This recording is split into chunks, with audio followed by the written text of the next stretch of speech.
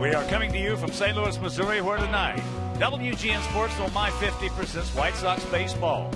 It's Chris Sale, Jose Abreu, Bobby Garcia, and our Sox as they get set to take on the front-running, high-flying, division-leading St. Louis Cardinals. Hi, everybody, and welcome. I'm Ken Harrelson with Steve Stone as we get set to bring you the first of this brief two-game set. As you know, we had an off day yesterday, and we needed after coming out of Detroit with those two tough losses, both by scores of 5-4. But we're going to be running into a team right now, the best team in baseball. Cardinals have been terrific, especially at home. They're 29-7 as a home team, the best by far in baseball. When you take a look at the numbers, you'll see that they're pretty good in every other category. Batting average is third. Scoring runs, well, they're seventh. They're not a team that bashes you, but ERA, they're first at 261. Runs allowed, it's the fewest in the major leagues. And saves, well, they've saved more than anybody else because they've been in more than anybody else. And this team has just averaged 2.81 runs a game, but that's been enough with this pitching staff to dominate everybody. Well, there's going to be some guys that we're going to be talking about tonight you've never heard of, but they got that good record. And we got something maybe that can counterbalance that in Chris Sale. Chris Sale made them change their lineup. There's only one left-hander in the lineup, and that's Jason Hayward. But when you take a look at what Chris Sale has done this year, he's on the verge of history. Only one other guy has gone 8 straight games with 10 or more strikeouts, and that was Pedro Martinez. Chris Sale's been just outstanding this year.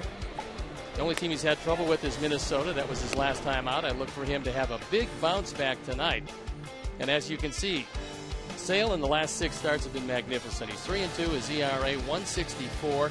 That's 44 innings, 75 strikeouts, only 7 walks. I would assume that he's going to the All-Star game and quite possibly could start that game. But first things first, he's got to take care of the Cardinals tonight. Well, it's time to win a baseball game. So sit back, relax, and strap it down. White Sox baseball coming your way.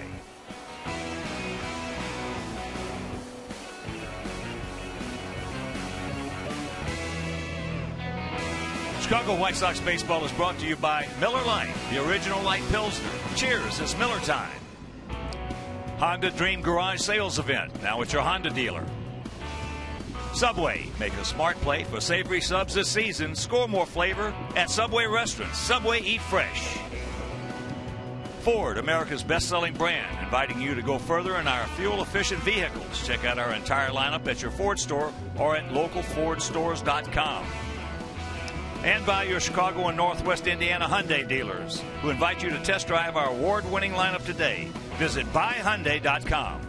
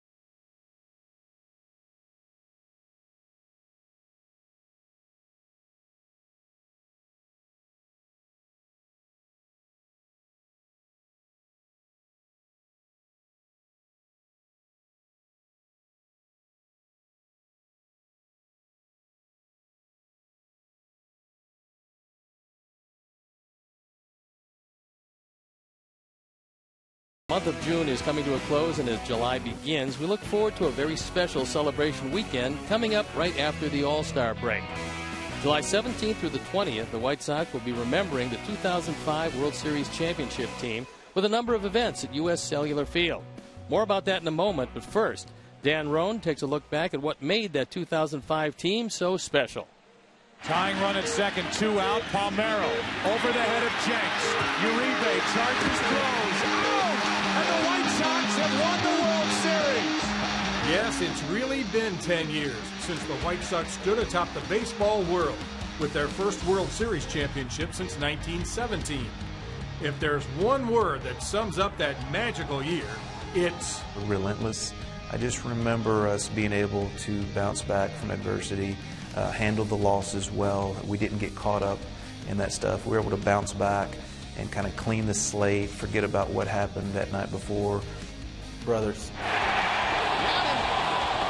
It was, one hero after another. A team that can look that Cleveland team right in the eyes and say, you know what, we're still here, and we're coming after you. I would describe that team as a team. I've had an opportunity to play on more teams after that with different organizations, and there's so much going on because it's families, and there's so much going on that guys have outside the stadium. But we were a team. We'd go out to dinner, we'd hang out.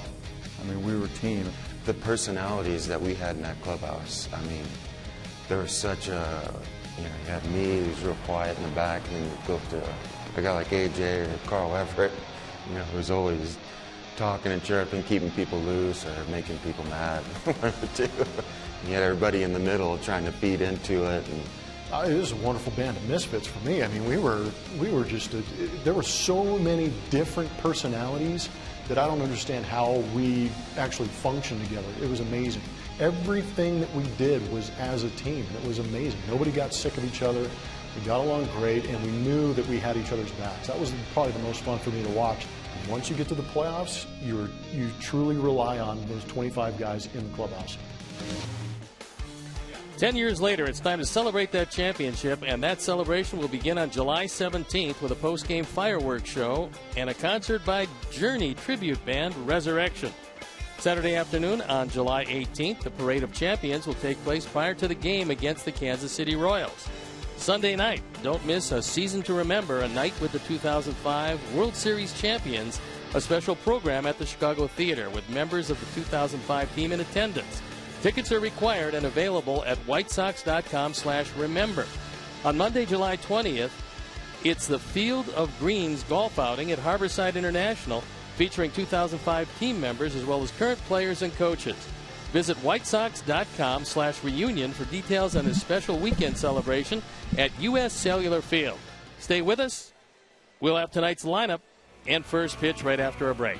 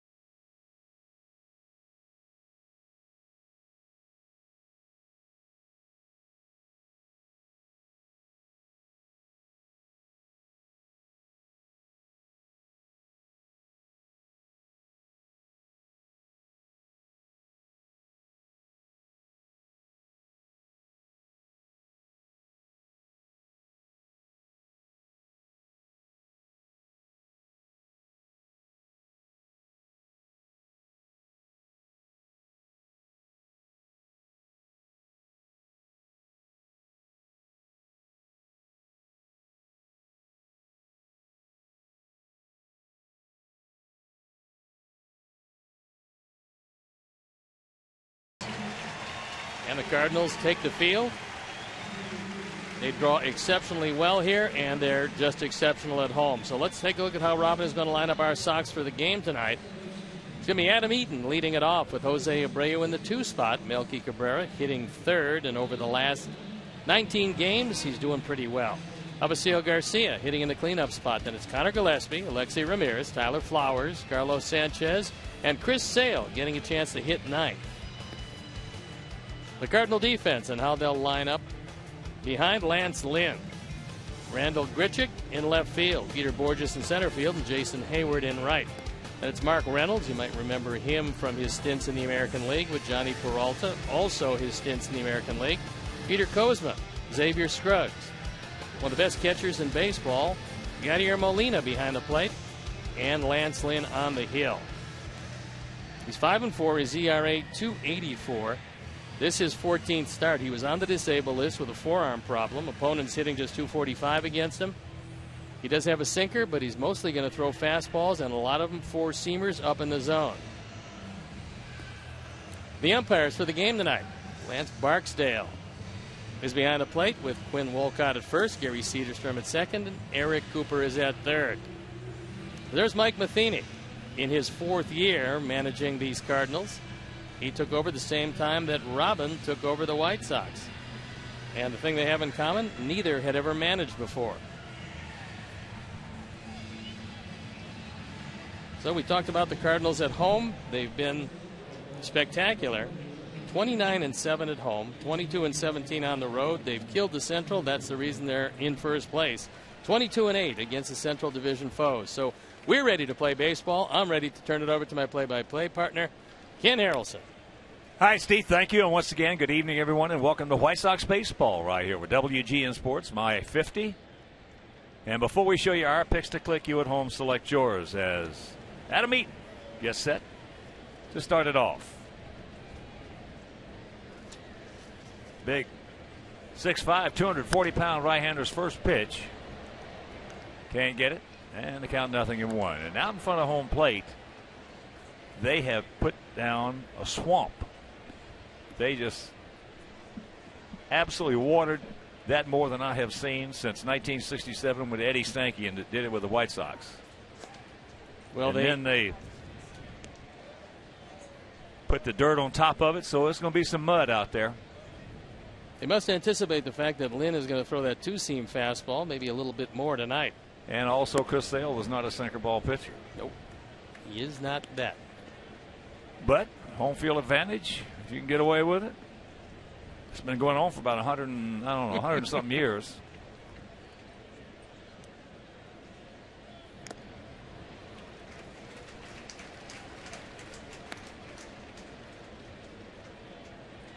St. Louis is trying to win their 10th straight game at home for the first time in 11 years, and Chris Sale can rain on that particular parade. And the 2-2 pitch. That's a souvenir. Last time we were here in 2012, Lance Lynn pitched a game against us that we had no chance in. That's his career high in strikeouts. He fanned 12 of our Sox. He had unbelievable stuff and went into the 8th inning.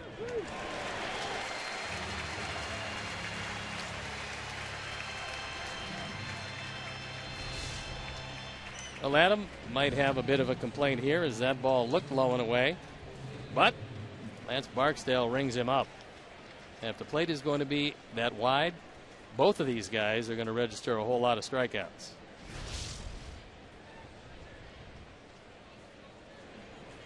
So here's Abreu.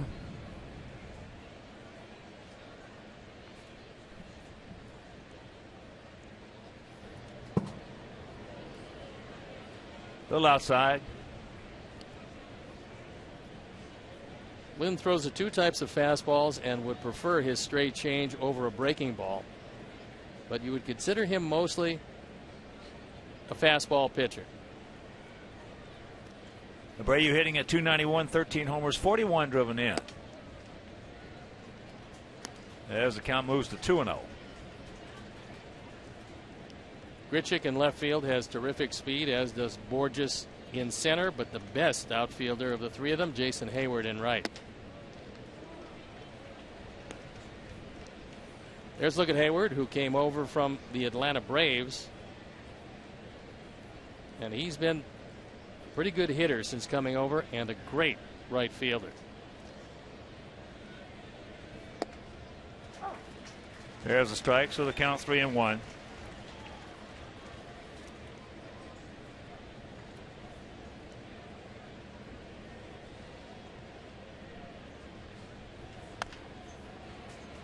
Slowly hit, and that's out number 2. So with 2 out, let's check out our picks to click tonight.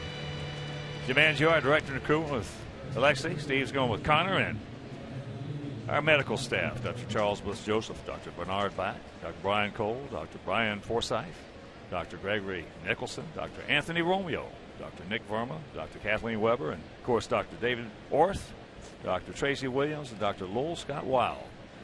We're going to go with Adam Eaton, who was just called out on a bad pitch. Cabrera takes ball 1.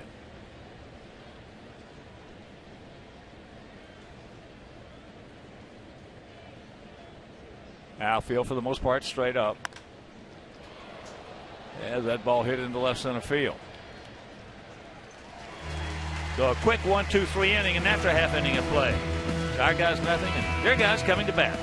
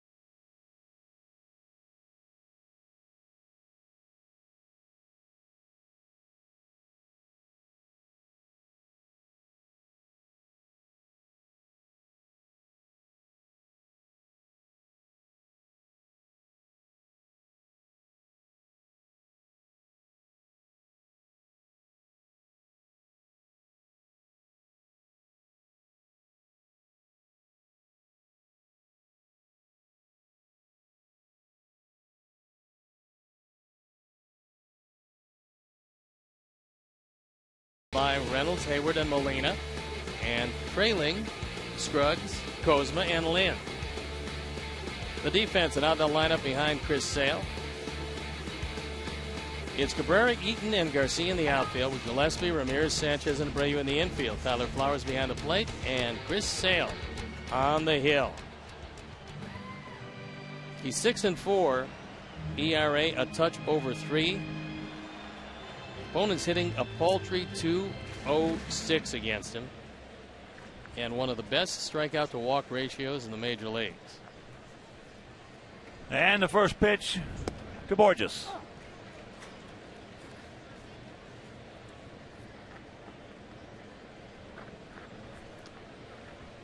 Borges comes in at 250, a couple of homers. He's driven in 8. Carlos. So good speed is retired. And he's just 4 for 10 in stolen bases, and that guy can run. Cardinals hitting at 265 as a club with a 2.61 ERA. On the other side of the page, we're hitting at 240 as a club with a 4.23 ERA.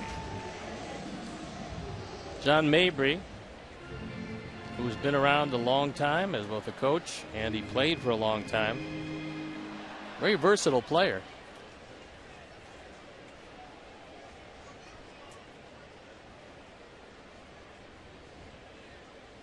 Grichuk takes first pitch, fastball strike. Grichuk came from the Angels in the same deal that brought Peter Borges, and Grichuk was a throw-in. Grichuk has turned out to be the better player of the two.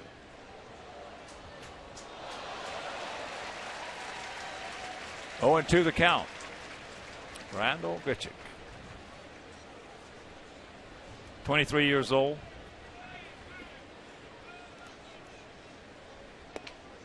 He gone.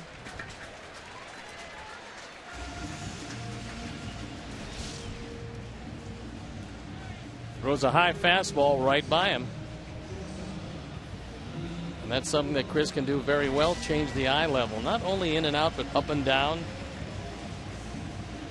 And the Cardinals haven't seen that real good slider yet, but they will. Here's old Steady Eddie, Johnny Peralta. Having a good year at 303, 11 homers, and he's knocked in 40. Looking for it, got it, and underneath it.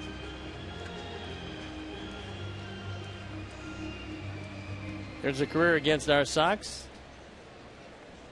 He's driven in some runs. The batting average isn't great, but they pay off on runs batted in. Can't get that one. That one at 96.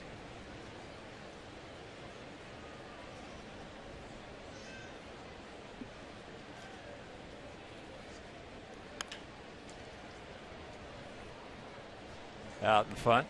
Chris has thrown at least 100 pitches in his last 10 starts, and that's the longest streak in the major leagues at this point.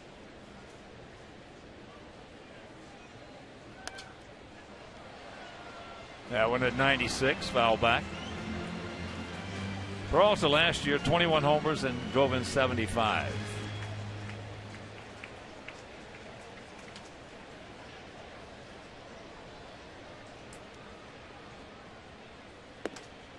A little too high.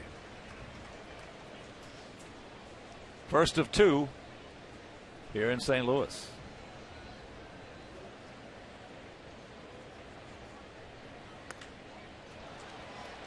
One hopper on the change.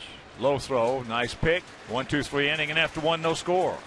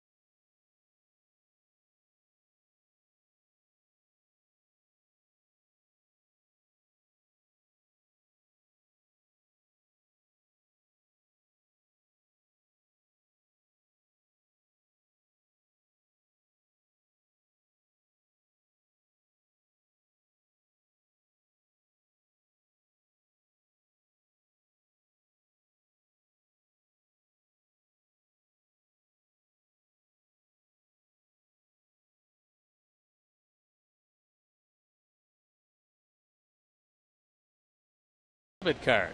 Only available at your local Wintrust Community Bank. Go to wintrust.com/White Sox to learn more. Wintrust Community Bank, member FDIC. Both pitchers with a 1-2-3 inning. And for us here in the second, it'll be Garcia, Gillespie, and Ramirez. Outfield straight up, playing everybody about the same way. Talked to their third base coach, Jose Oquendo. And Jose told me that he felt that this ballpark played a lot like Kansas City. He felt it was a fair ballpark, that you could hit it out, but you have to hit it. There's no cheap home runs here, but they will go out. And tonight that wind is blowing a little more briskly, and it's blowing out toward right field. And there's a look at Jose. Well, here at the ballpark, 336 down the left field line, 335 down the right field line, 375 in the gaps, and 400 straight away center. So certainly distance is not a problem, but a lot of times it's the way the ball carries. They don't get him. So he beats it out at good speed. Peralta's never really had a great arm, and he goes in the hole, tries to get as much as he can on it, but Avi able to beat the play. Johnny has a bit of a unique throwing motion. He can't throw from where he catches it. He's got to come over the top. And that, of course, gives you another step. Well, Matheny wants to take another look at it. Call on the field is he beat the play, and apparently that's substantiated in their dugout.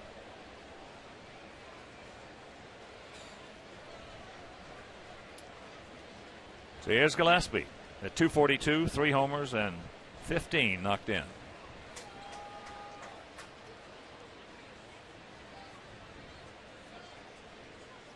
A sea of red almost every night here. They're averaging 43,308.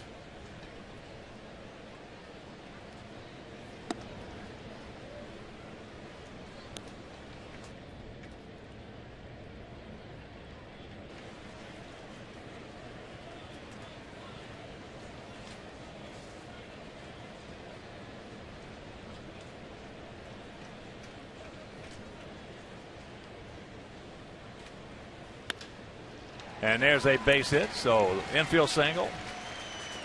The line drive single to the left. We got something going.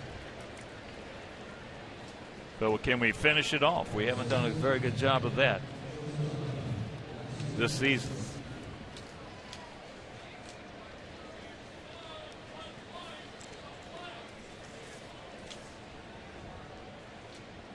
Alexei.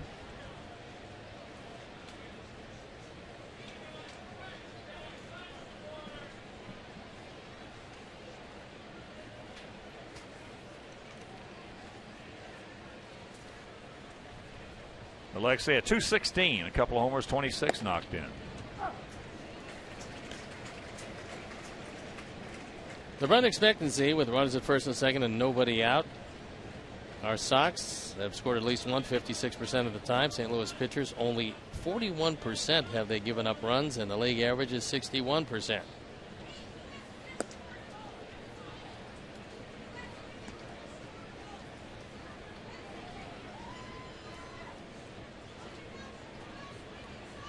One ball, one strike.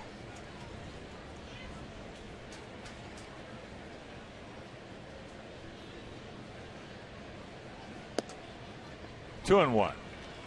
I mentioned the average of 43,308. The smallest crowd they've had since they've opened this ballpark. It was 30,090. That's pretty good. In September 5th of 2012.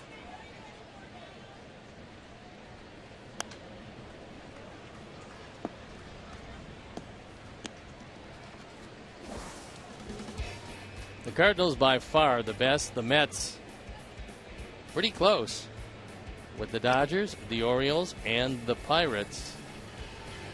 Very good.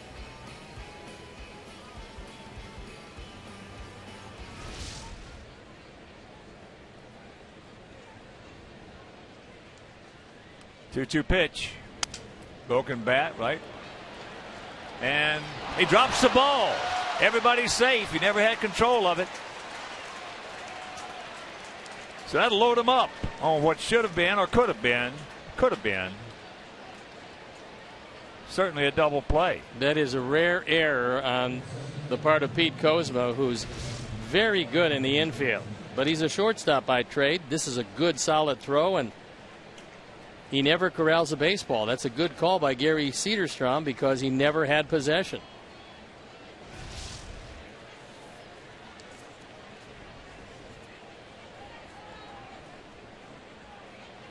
2 errors this year, and that one opens the door. Well, talking to St. Louis people prior to the game, and they said they don't give teams extra outs.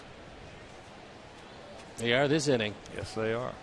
As here is Tyler at 211, 5 homers and 16 knocked in. Put a good pass on that one, but underneath it.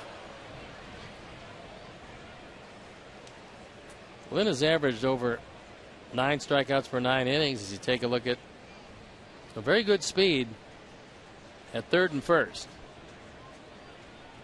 Connor with average speed at second.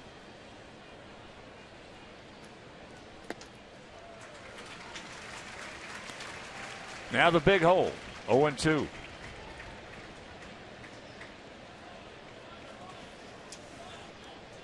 Lynn with a couple of wild pitches this year. Yadier Molina pretty good at blocking pitches in the dirt.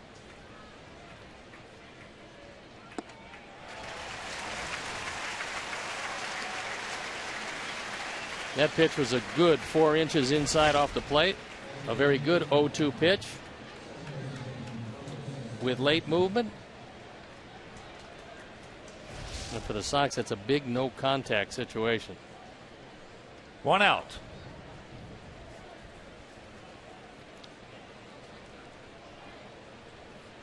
And here's Carlos. He's at 164, no homers. He's driven in 9.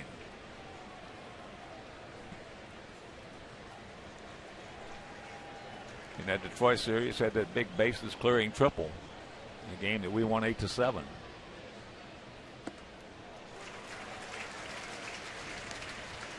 Then we lost the next 2 5-4. 2 toughies.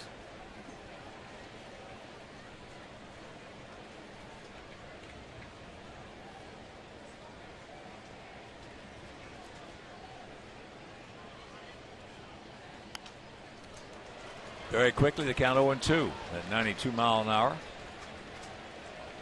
Lynn isn't overpowering, but he does have some pretty good movement. And when he keeps it up, it looks a whole lot quicker than 92. Yeah, he's a different pitcher than he was when he beat us in 2012. He was overpowering then. Yep, he was.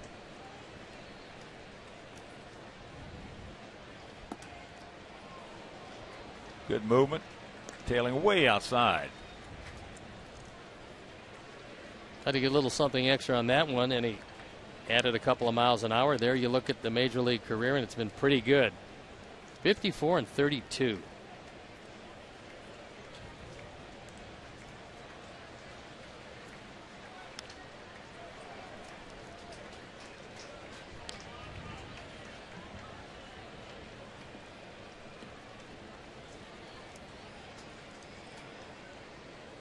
That'll send Molina out to the mound.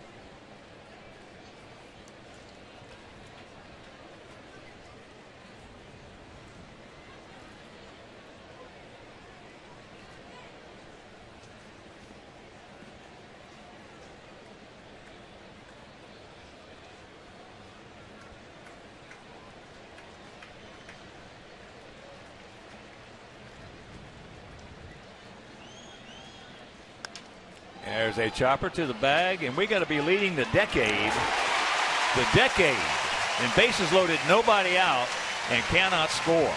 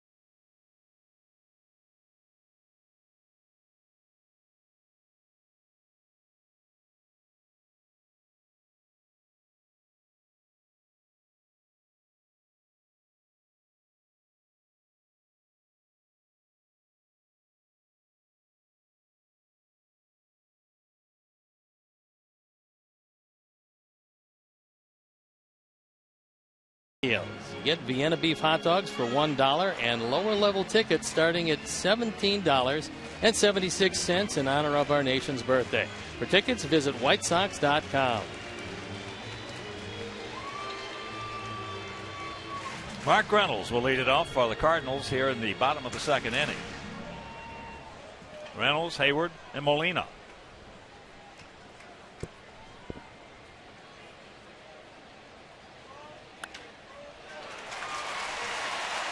And you can cancel the postgame show. First hit for St. Louis. Reynolds has played a lot of first base for the Cardinals since Matt Adams was lost for the year. But tonight, he shifts over to play third, a position he played a whole lot in his early days. Well, he's a good fastball hitter. In fact, that's how he's made a living. And a pretty good living at that. Yeah, he can hit him a long way if he gets the pitch middle in. Well, he's got 224 home runs. Strong man. And probably 221 of them coming on fastballs. The other 3 on hanging curveballs. Only left-handed hitter in the lineup, Jason Hayward, hitting at .278 with 9 homers, 28 knocked in, but he's been hot lately.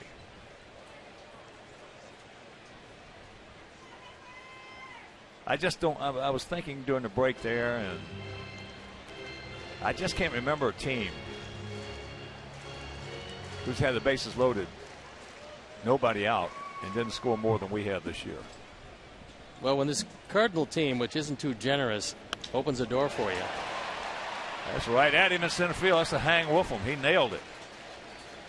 In fact, Adams started breaking in. All of a sudden, 1 out. Finish that thought. When this Cardinal team opens the door for you, you got to take advantage of it because they're not going to open the door too often.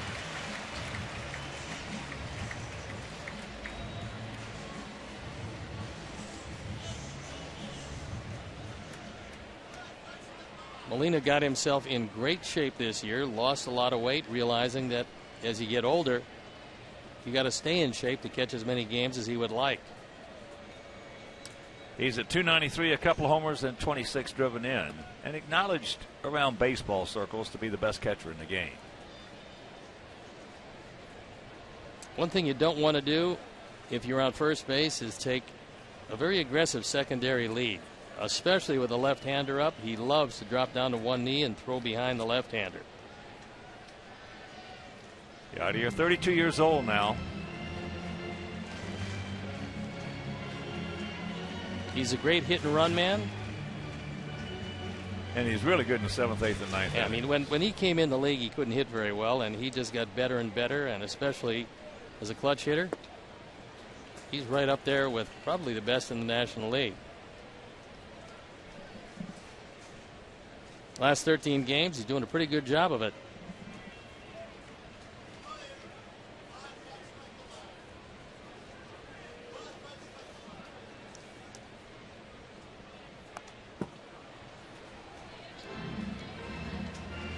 The Cardinals have really struggled against left-handers. Their OPS, which is usually in the 800s against most teams, most pitchers, 676, that's 24th in the major leagues against lefties. Well, look at this lineup. This lineup is not going to scare anybody. Nope. He gone. This is not the normal lineup that they use. Matt Carpenter, who's as good a hitter as they have, is not playing tonight. He's usually against everybody. Colton Wong, who's hitting .291, usually plays against everybody. He's got 9 home runs and 36 driven in. But Chris Sale is not your normal left-hander. Matheny is not making a mistake by running these guys out there. No, if you get a chance to give a guy a night off and he's left-handed against Chris Sale, it's a good idea. Breaking ball strike to Xavier Scruggs, 27-year-old, who's 9 for 19. He's a .256 minor league career hitter.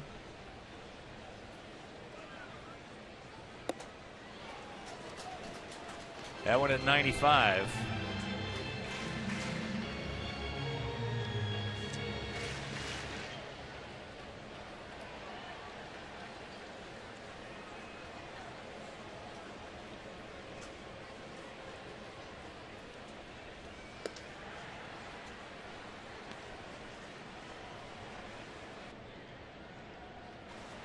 There's a look at Jose Oquendo. Boy, what a good player he was. Good player, a terrific coach, and he's interviewed for a manager job 4 different times. He gone. The old changeup. And we're into the 3rd.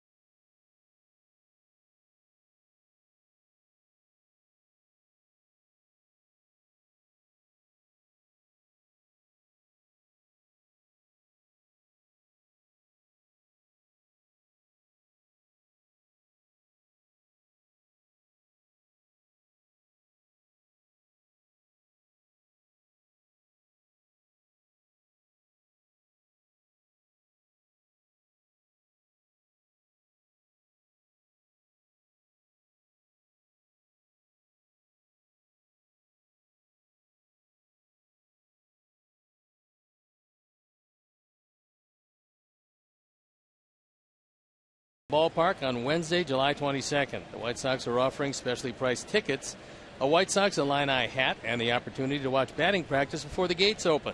To purchase tickets, visit whitesox.com/Illini.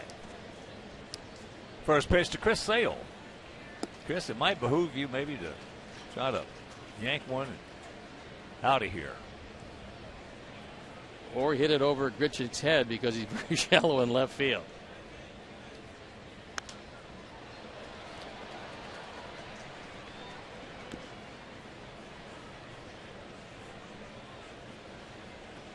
Looking for his first major league hit.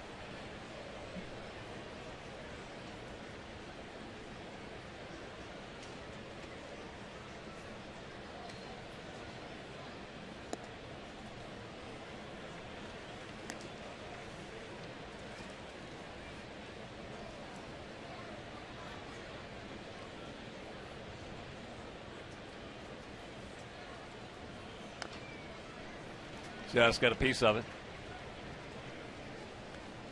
Cardinals 27 games over 500 with that record of 51-24. 9 games in front of Pittsburgh. 11.5 in front of the Cubs. 16 in front of Cincinnati. And 22.5 over Milwaukee.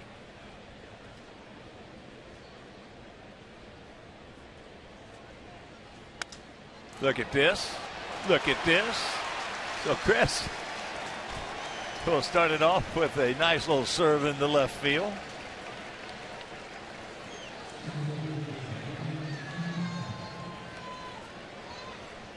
You're going to keep the baseball. I don't know how many more Chris is going to get, but he's got his first. Easing it over the head of Peralta. He expands his strike zone. This one is way outside, and Chris figures, well, I'm up here. I've got a bat. Might as well take a swing and see what happens. Well, he's got a pretty big wingspan, too. He does that. So here's Adam. Called out on a bad pitch leading off the ball game.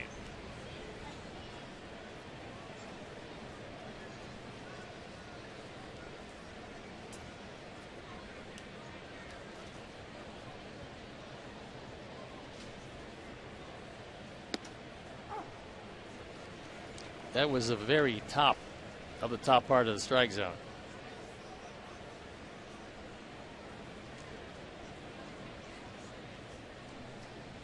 And as you can see, you got the benefit of the call on the second one. Well, if you take those two, the one he called him out on, and you take that last strike that he called on him up high, he's not that tall. No, that's about a 6.5 foot strike zone.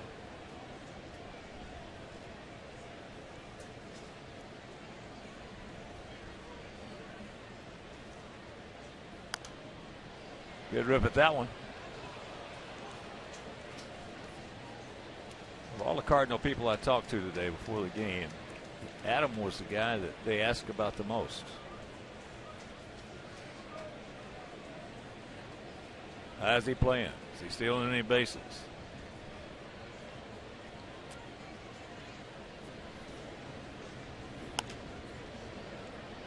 And that's going to be a souvenir. They might be interested in another Adam, and that's Adam LaRoche, for the simple reason that Matt Adams is lost for the year. And they could certainly use a first baseman who swings from the left side, who has a great glove. The Cardinals will be active, and it probably won't be because they're worried about getting into the playoffs. They're going to be very concerned about that first base position.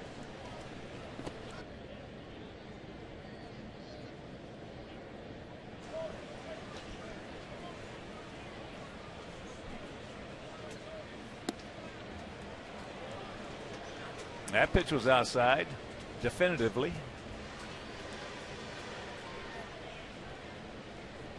So it's a full count. Don't help him out. He has a tendency to chase a high fastball in situations like this.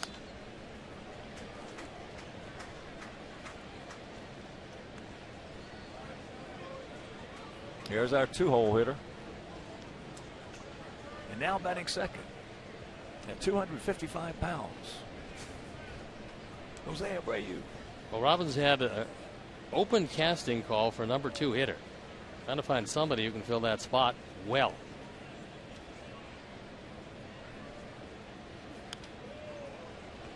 And another foul ball.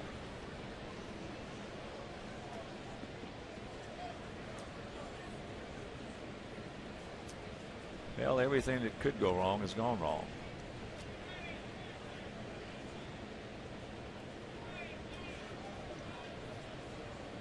Outfield very short for Adam in center and in left.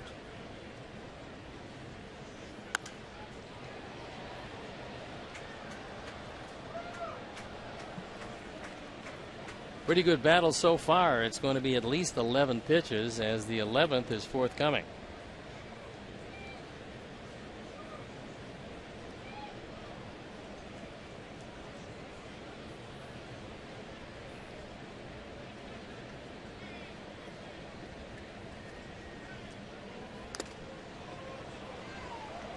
That one right off the mask, and it'll be at least a 12 pitch at bat. So Adam really battling.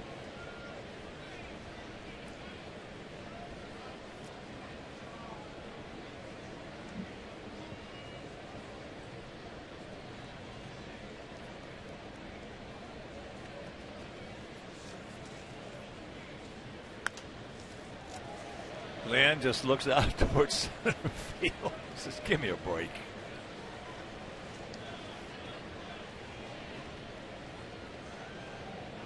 He keeps on pumping strikes. And now Molina's going to come out to have a talk with him. Last 5 games, Adam Eaton has been hitting the ball very well. In fact, those 2 home runs were both leadoff home runs. Molina's just giving him a break.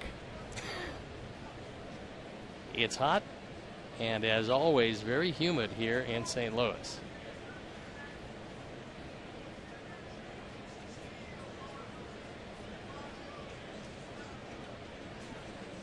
Mike Matheny does not mind going to his bullpen, and there's a lot of people that figure that with 5 guys currently in the 30s in appearances,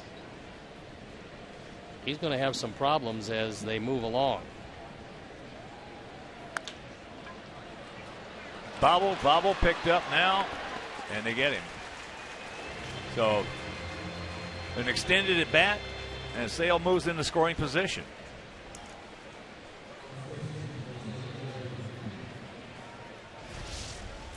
Once again, very surprising that Kozma has not played particularly good defense at second. Well, I was talking with Kenny Reitz, former Cardinal third baseman, before the game, and Kenny said Kozma's just been making plays that you had to see to believe. He's their best infielder by far and a lifetime shortstop. In fact, he was a shortstop when they won the World Series the last time, the everyday shortstop. So here's Abreu. Takes first pitch strike. Jose grounded out to Kozma, his first trip. Well, if he gets a base hit, we just have to hope it's away from the outfielders, because you don't want Chris Sale involved in the play at the plate.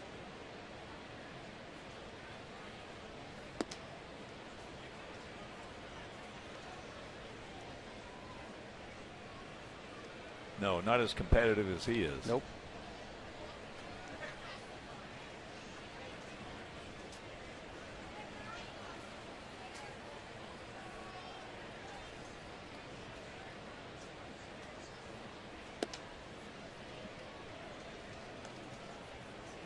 And the count 2-1 to Abreu.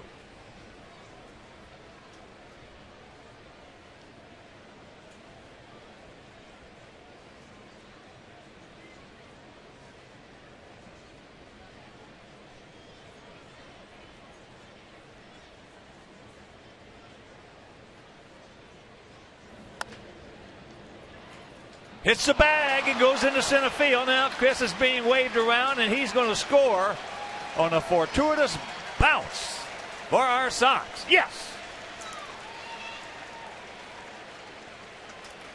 Lynn took a swipe at that, something he probably didn't want to do if he knew where Kozma was. And then the big break. That would have been an easy out, but for that. Hitting the bag, bouncing over Kozma's head, and it's RBI number 42. And more importantly for Chris Sale, who's thrown the ball real well, that's a run and the lead. And here's Melky. Takes first pitch strike. Melky lined out to left center. Peter Borges making the catch.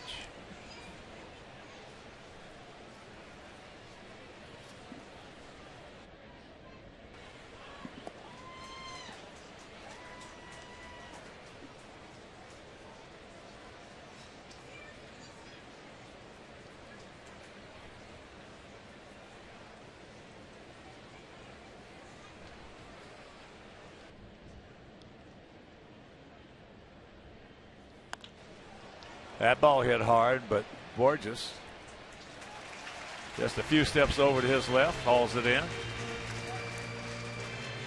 Melky's been swinging the bat, hitting it hard.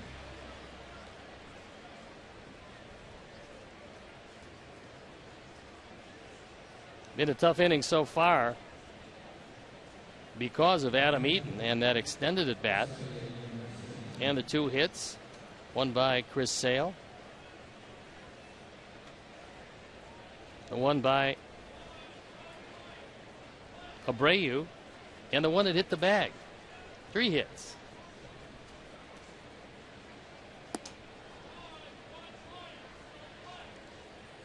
Ivy had an infield single.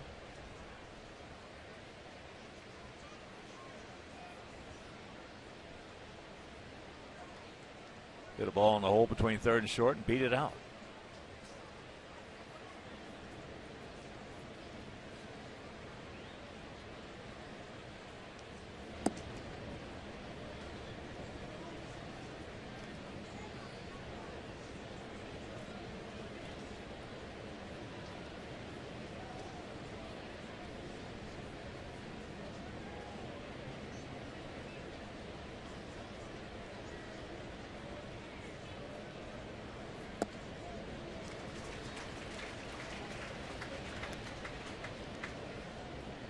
Two out, 2-1 the count.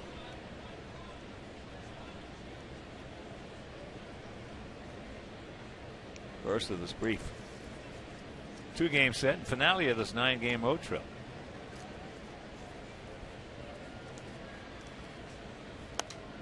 Good pass at that one. That was outside a fastball, where Javi pretty much likes it. I would expect he would go back inside with that sinker.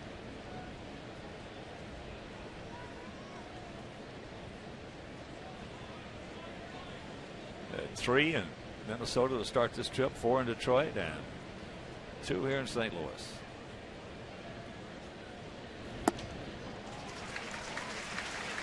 Got him, but just sailed.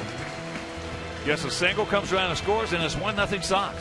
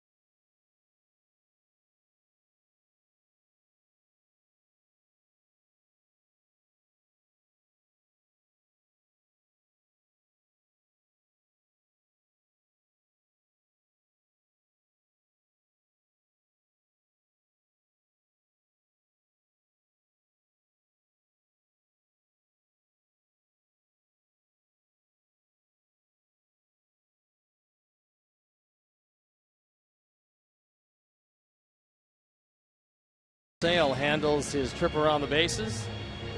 Hopefully he'll have the same stuff that he had last inning when he struck out the final 2 he faced in Molina and Scruggs.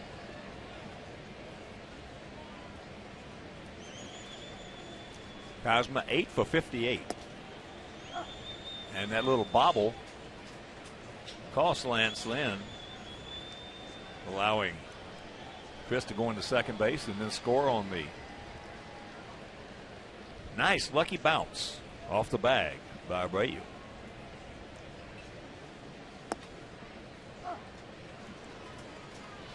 Oh, and 2 the count. Cosma, 27 years old.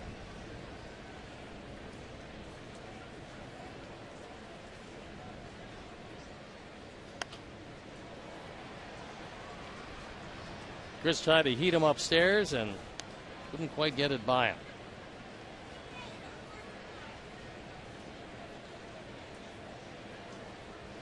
If you haven't seen that Sale slider, the one that he starts over the left-handed batter's box and snaps it over the outside corner to the right-hand hitter, it's an education on how fast a pitch can change planes. And there it is. He gone. 4 strikeouts now for Chris. There's a slider, and then it disappears. And Cosma cannot check his swing.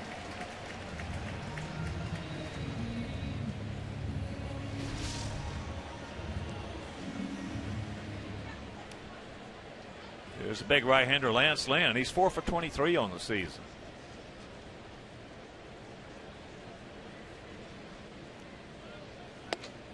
He wants a little payback after giving up that base hit to Sale. Little in-game competition.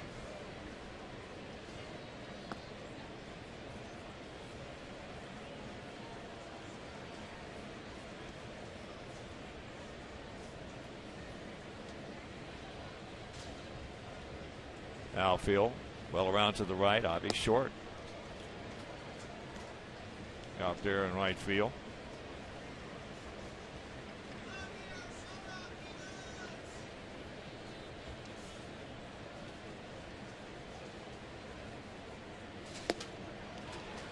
Five strikeouts.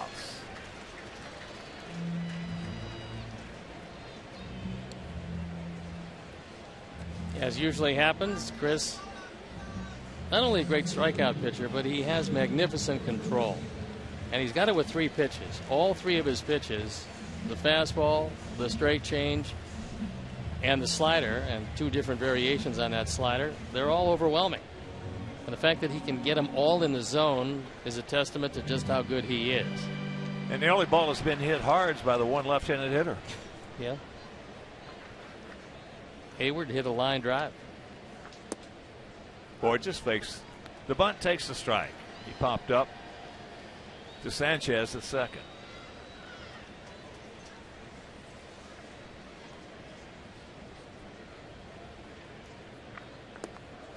Took a little something off on that breaking pitch.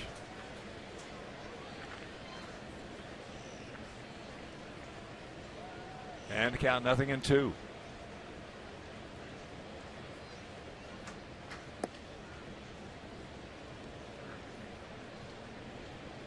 A changeup, too low, 2 out.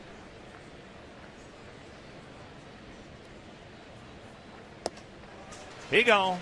6 strikeouts now as he strikes out the side, and we're into the 4th. He leads at 1-0.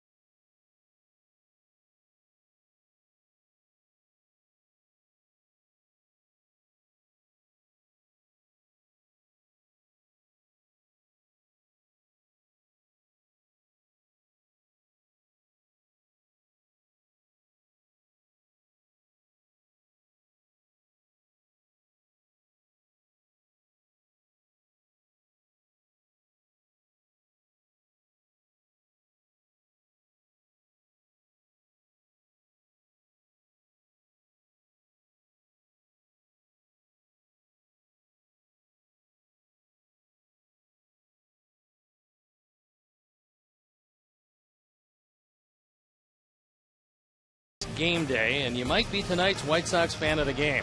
White Sox fan photo of the game is brought to you by Beggar's Pizza, now with 22 locations. Visit beggarspizza.com. Beggar's Pizza. They lay it on thick. Gillespie, Alexei, and Flowers here in the top of the 4th inning. Run on 4 hits, no errors for our guys. No runs on 1 hit, 1 error for their guys. We had the bases loaded if you're just tuning in. Back in the 2nd inning, nobody out and could not score. Again.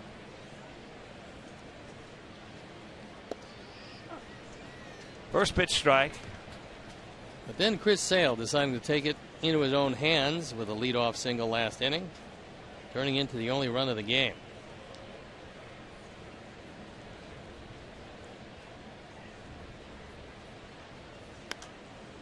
Pops him up. Watch out. Reynolds making sure that he was going to be erring in the side of caution by sliding a little early. Yeah, they don't want to have another loss because they've had a number of injuries, and Reynolds has been a pretty good player for them.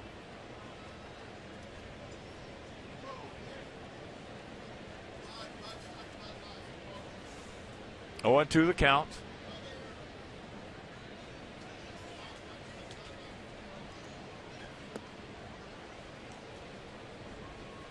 Connor lined a single in the left field his first at bat.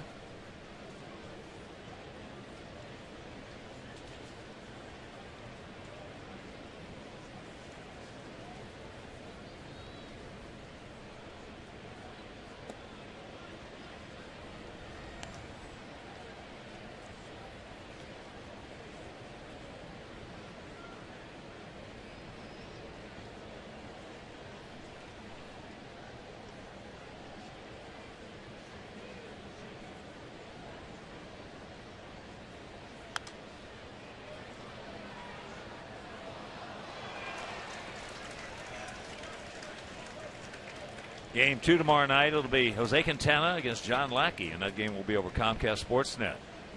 And we come home, getting in at wee hours of the morning, have an off day on Thursday, and then begin a long stint at home. What job.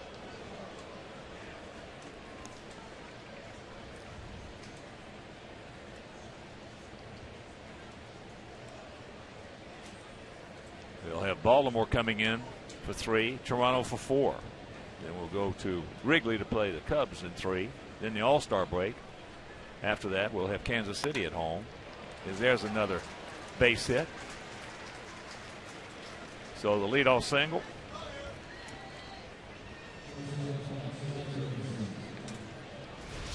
It's a leadoff single, but it's also a 7-pitch at bat. And with the pitches starting to pile up on Lynn, that was a good at bat. Well, the only time I remember him was when, as I mentioned earlier, in case you're just tuning in, he beat us back in 2012 here. And he was 0-2-1-2 on everybody. He was just coming right at him. Now he's nibble, nibble, nibble, nibble, nibble, nibble. Well, coming back off the disabled list, I think he's lost a couple of miles an hour.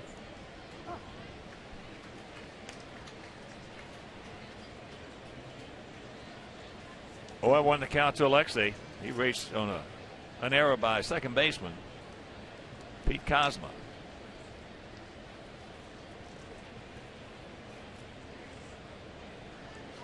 Nice little gap out there in right center. And that pitch is outside. That year that we faced him in 2012, he went 18-7. His ERA 3.78. 13th, 15-10. Last year, 15-10. So he's been a pretty good pitcher for these Redbirds.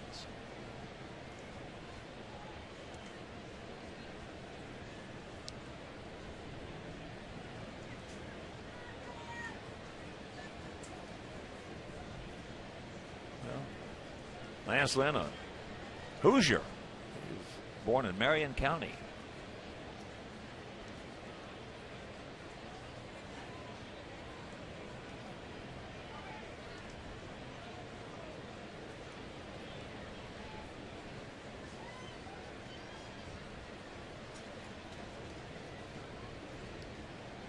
Graduated from Brownsburg, Indiana High School.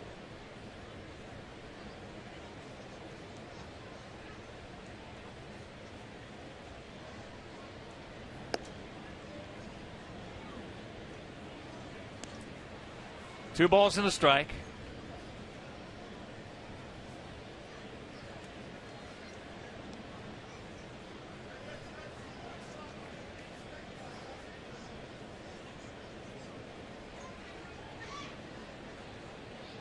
That game he beat us back on June 13th, 2012. He shut us out 1-0 with those 12 strikeouts.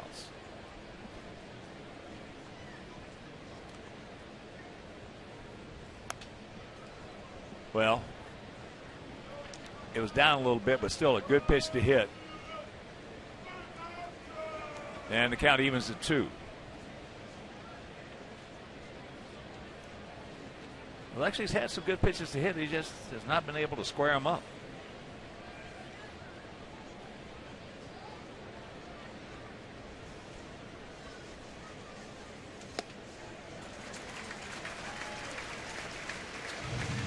One out.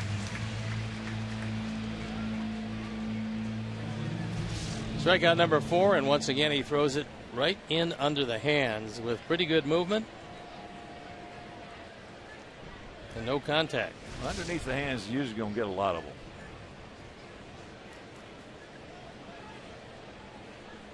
Here's Tyler. He struck out his first trip. 4 strikeouts now for 28-year-old right-hander as he takes first pitch strike.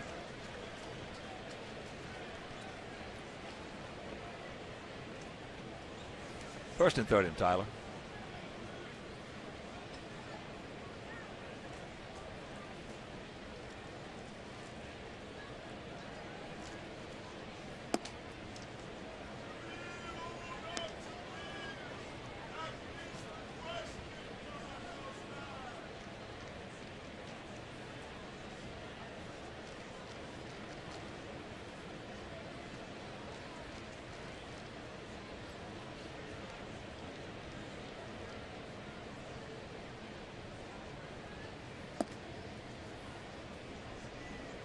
Advantage goes to Tyler.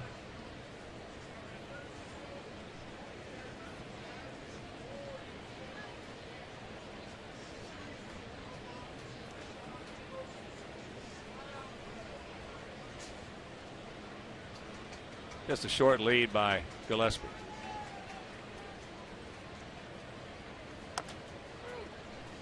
And the count evens at 2. Just checking some other scores. Top of the 7th in Detroit. Pirates leading the Tigers 3-1. Verlander on the bump. Minnesota leading Cincinnati 1-0. That's in the top of the 1st at the Great American Ballpark. Cleveland shutting out Tampa Bay 6-0. Top of the 8th down in St. Petersburg.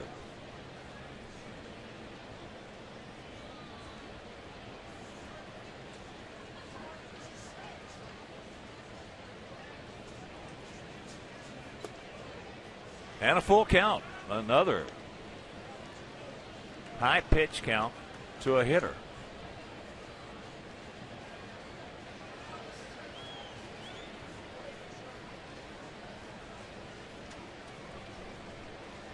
This will be pitch number 6 coming up.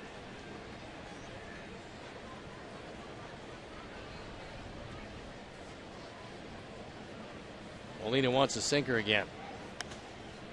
And it appears everybody's okay.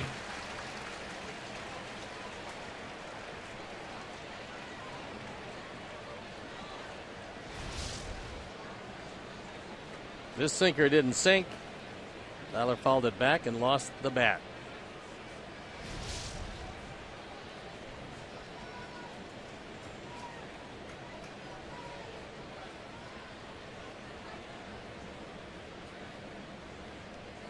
It appeared that guy did not want anybody behind him getting hurt. That was a break. There's a lot of people down in there. Kudos to him. And nobody got hurt. And there's a base hit back through the middle.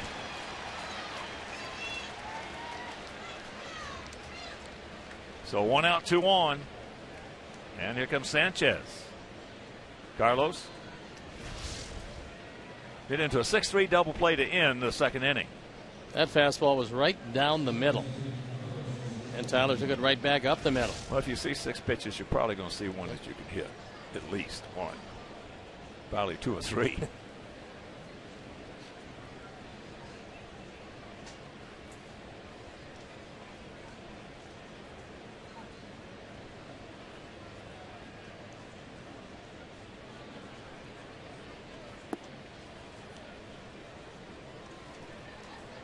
Carlos takes ball 1.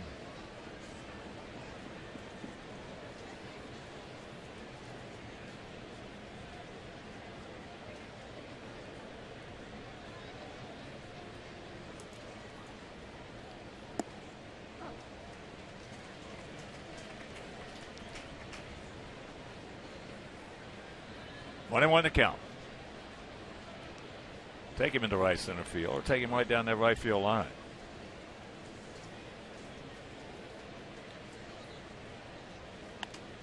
Pops him up, jammed him. Made a good pitch on him. Reynolds, infield fly rule is called for 2 out.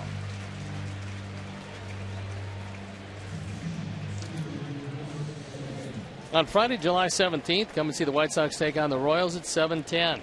All fans are invited to stay for a post-game fireworks show presented by Athletico Physical Therapy. Athletico Physical Therapy. Better for everybody. Purchase tickets today. You can visit whitesox.com or call 866-SOX-GAME.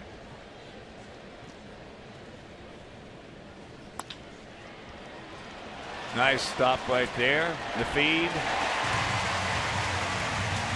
And that is a good play by Scruggs.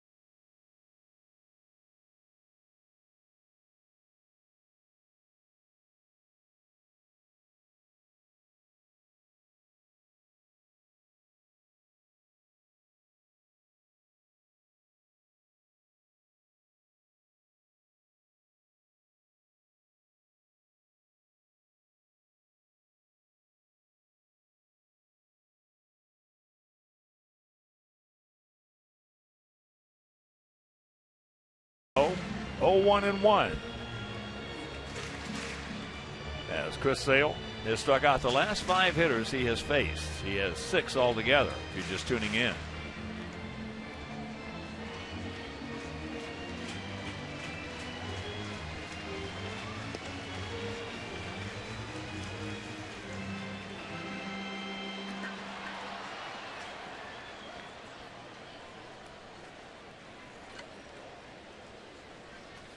Look at that, 12 numbers out there in this long and storied franchise. One of the great franchises in baseball history. 11 World Series championships.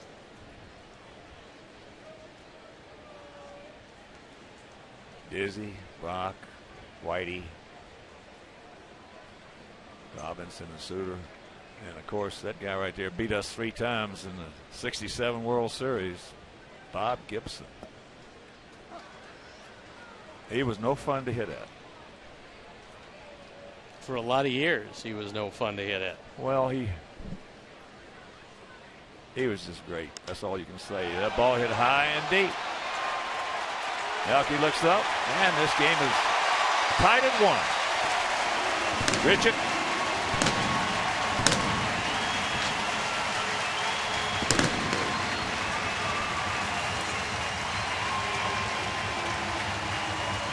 Pretty unbelievable that they were able to get him from the Angels, because he was really the throw-in in a deal for Peter Borges.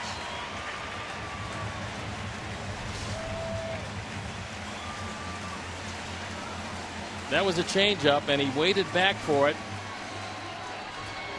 You can go out on the front foot, but if you keep your hands back, you can hit it a long way, as you see by that shot to left field. And he's got some big power. Peralta can't get it. He went out 5-3 with Abreu making a nice pick on a low throw. Cooperstown is filled with guys who were good front foot hitters.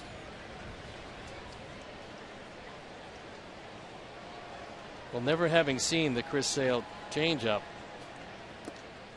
I have to say that was a pretty good job of hitting. His changeup really, it's been a pitch that set everything else up for him. The change, it's been great for him, as numbers will tell you. But he has been hurt on it, not unlike Johnny Danks. When Johnny gets his changeup up, he gets hurt. When he keeps it down, he's good.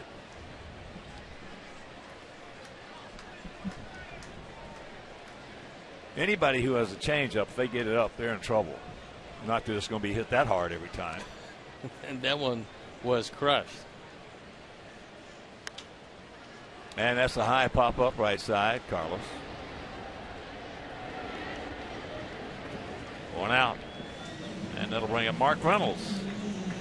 He got a fastball and he laced it in the center field for the first Cardinal hit leading off the second inning.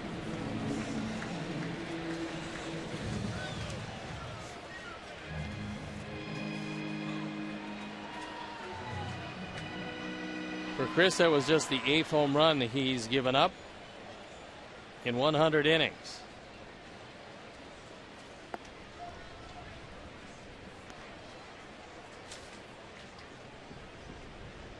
Well,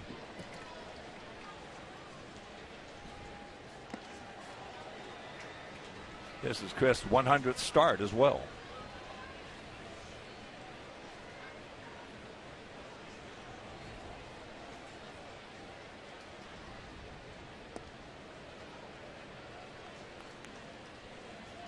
Two and one to count. Reynolds with that .241 average, 5 homers and 26 driven in.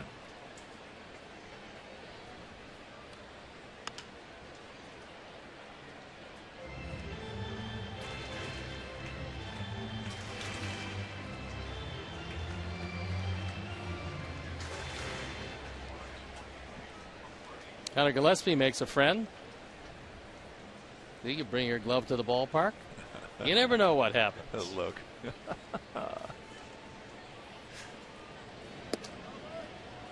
Lays off that one at 95.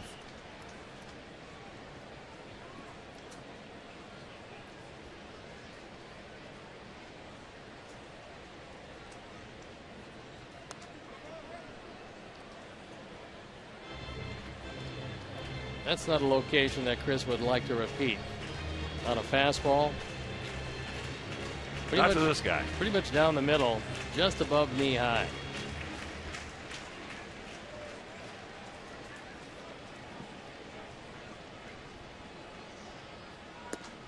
He gone. 2 down. 7 strikeouts for Chris.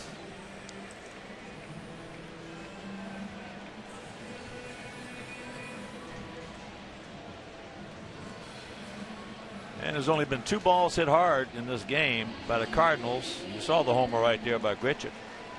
They measured it 448 feet. And then here's the only other ball that was hit hard. Line shot into center field by Jason Hayward.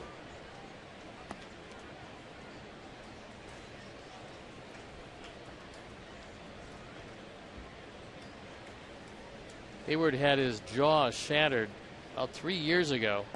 And that's the reason for that extension on his helmet. Yeah, that was an ugly highlight that we saw.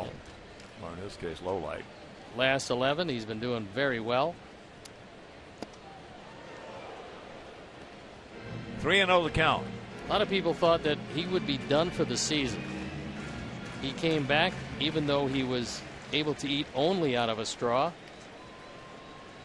and showed that he was a real tough guy. And there's the first walk issued by Chris. They're the only left-handed hitter in the lineup, and that'll bring up Yadier, who struck out his first trip. It's not unusual to see that, only because you got 8 right-handers, you get your release point, you're feeling pretty good about it, and then the lone left-hander comes up, you don't have that release point because he's the only one you're going to face, and you've only faced him for the second time.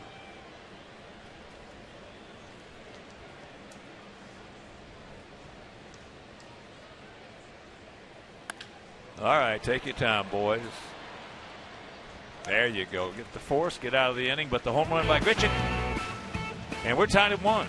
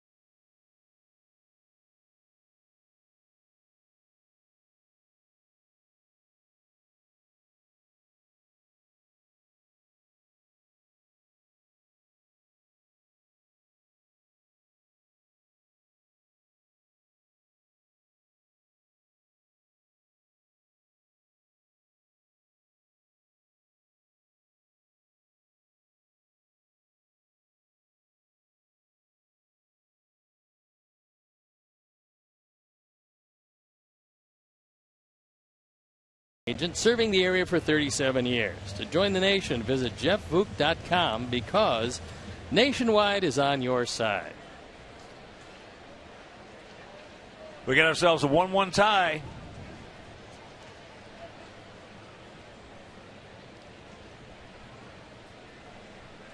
Don Cooper and Tyler Flowers. And here's Adam Eaton leading off the top of the 5th. He has a 0 for 2. A strikeout and a ground out to second.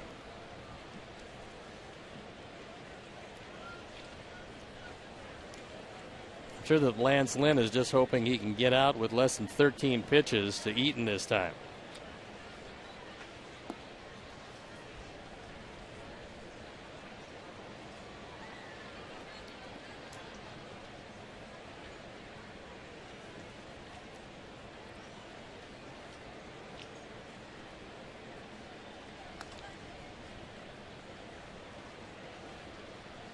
Well, the 3-0 count.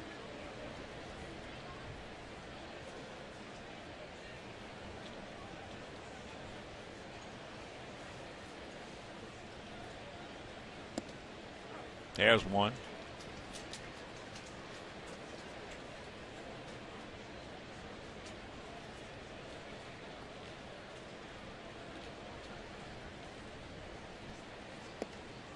There's 2.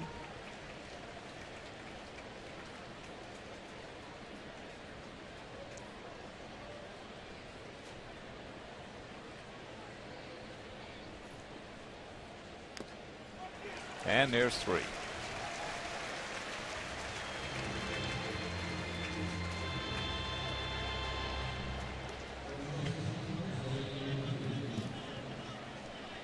Here's our Mazda replay, and this is the Lone Sox run. Bouncing up the middle, Chris Sale on board via a single.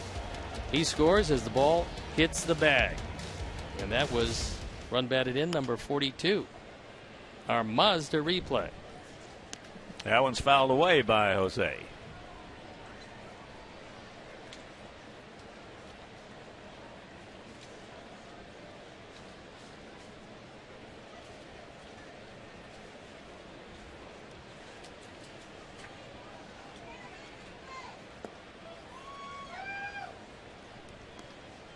1 ball, 1 strike, 1 out.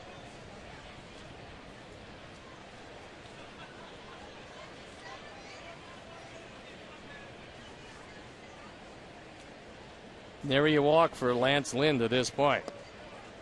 With all the pitches he's thrown, that's amazing.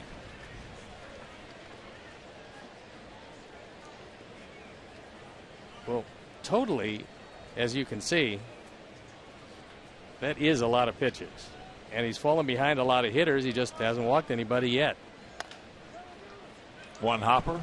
Scruggs. 2 down.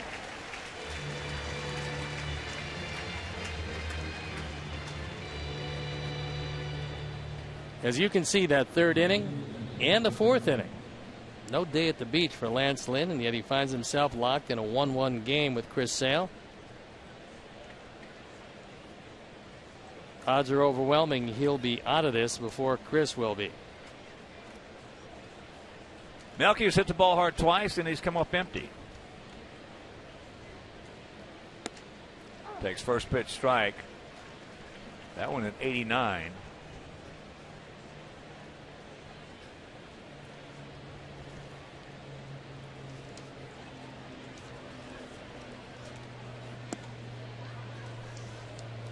Pretty good pitch there, didn't get it.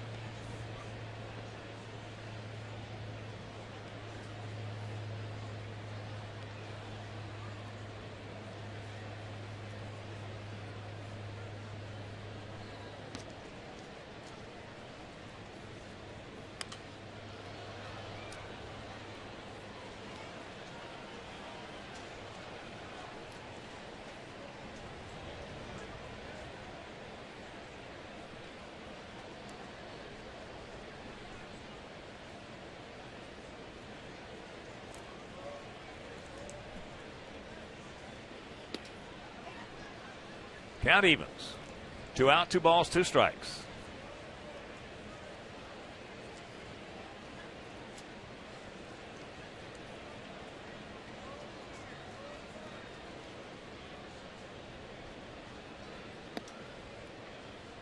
And another full count.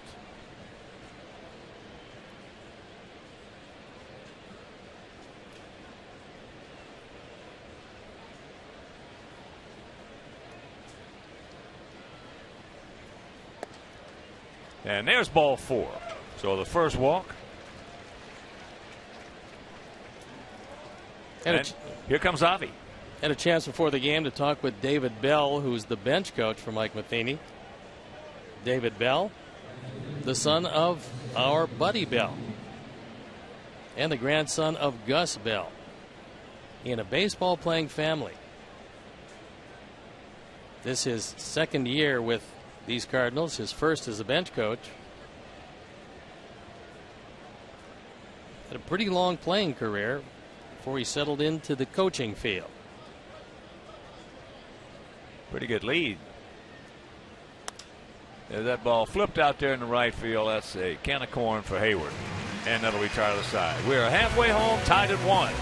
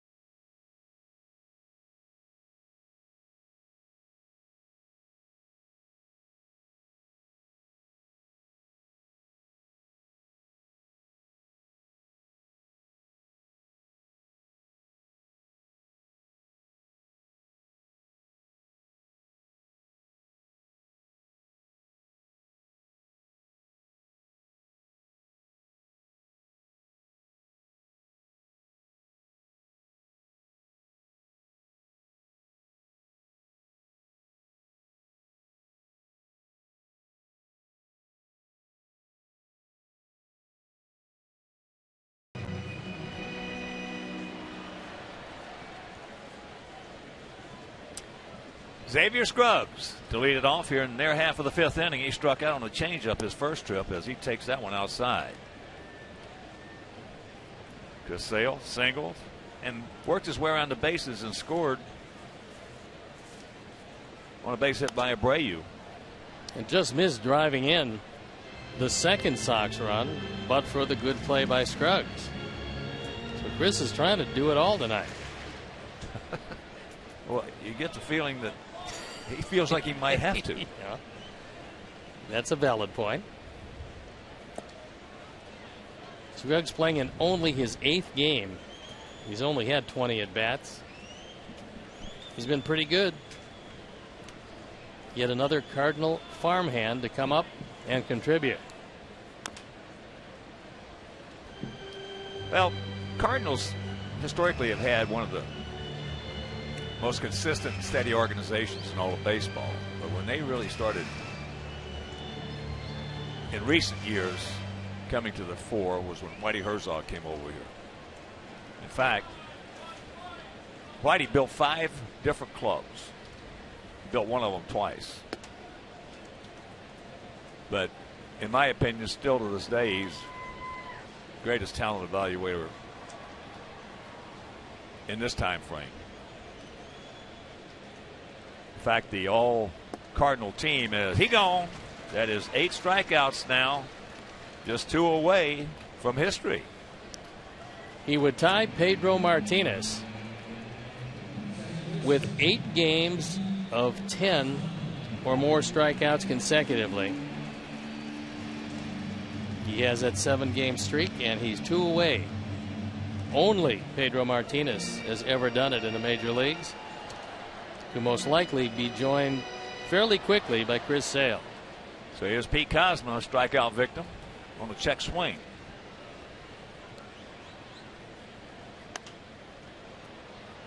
As that's popped up, Abreu's going to run out of room. But the all-time Cardinal team is voted on by the fans. In 2005 was Albert Pujols at first base.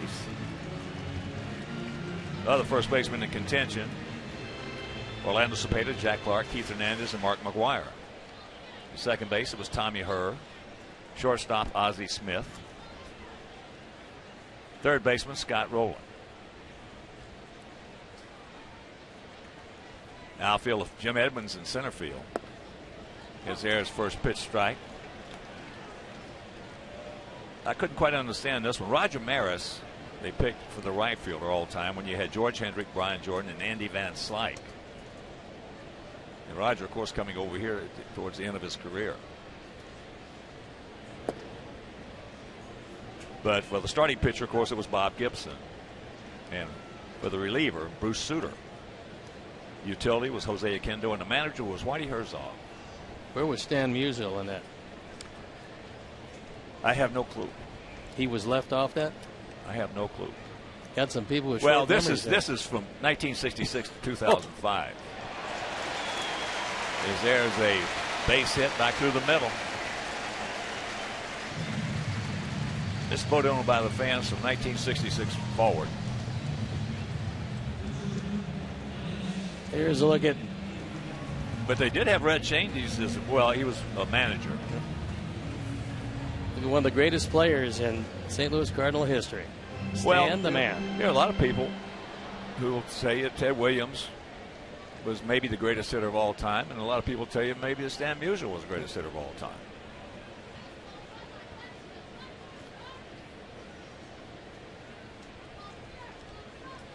He started off in baseball, left-handed pitcher. Out of Donora, Pennsylvania, they called him the Donora Greyhound, Stan Musial. Lynn, fake now, squares, and there's the bunt. Just looks to second, goes to first, so the sacrifice 2-4. 2 down. 4th sacrifice of the year for Lance Lynn. He now leads the team in that department.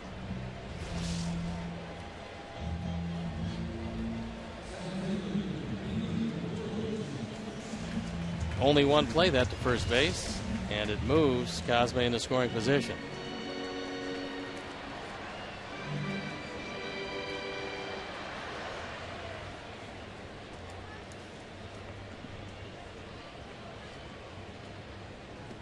Borges popped to second and struck out swinging on a changeup.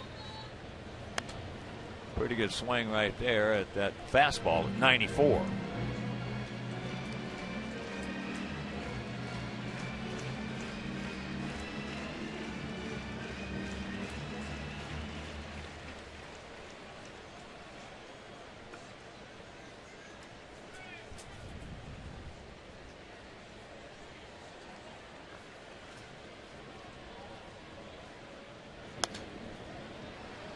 Fouls that one back.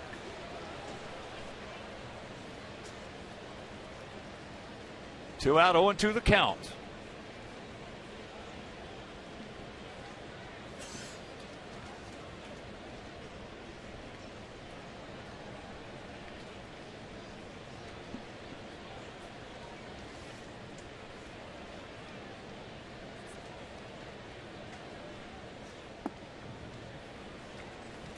Drive the back door and he missed downstairs.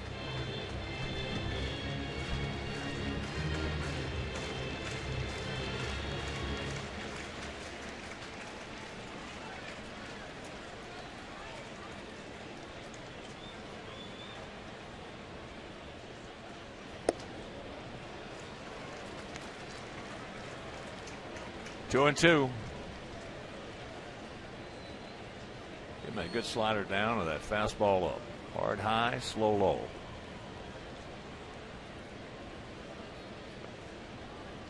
See where Tyler sets up.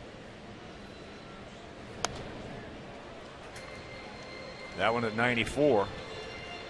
Put a good swing on it. Well, Chris missed his spot, and Tyler's coming out to talk about that last pitch. He wanted it inside, and he would have preferred it up. And Chris got it on the outer third. You can see where the 5 appears. Not the place that Tyler wanted it. Not the place to throw it to Borges. No, Borges is not a guy who has a big hitting zone. Nope.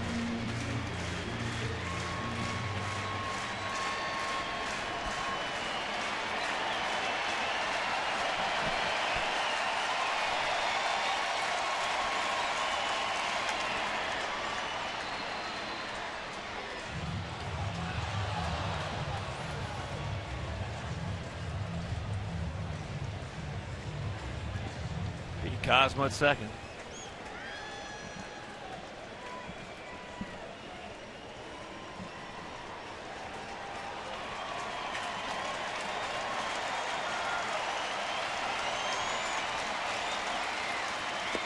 He gone. 9 strikeouts now for Chris Sale, and we're still tied at 1.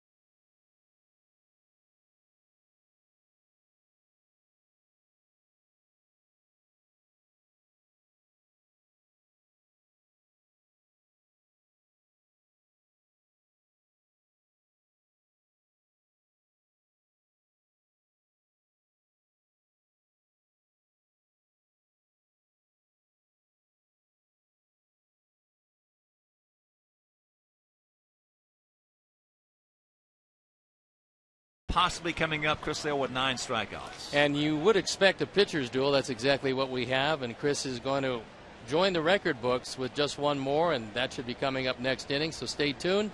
Hopefully the Sox can get a run or two. Gillespie is going to lead it off. He is 2 for 2. 2 solid singles, 1 to left and 1 to right.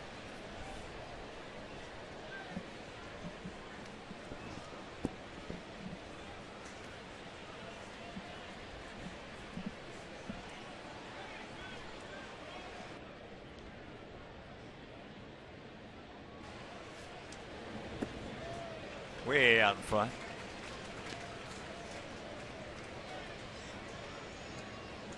Lance Lynn now with 102 pitches.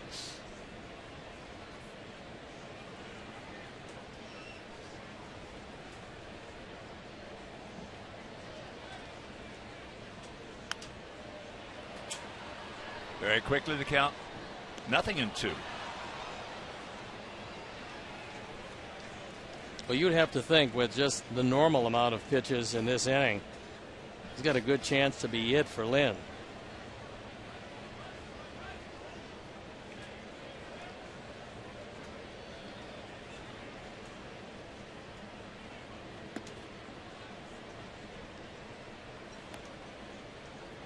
One and two outfield for the most part straight up. They don't move around a whole bunch. No, they've been playing everybody pretty much the same way. The only thing they'll do is they'll move out a little bit or in a little bit, but they're playing everybody straight up. They'll move some in the infield.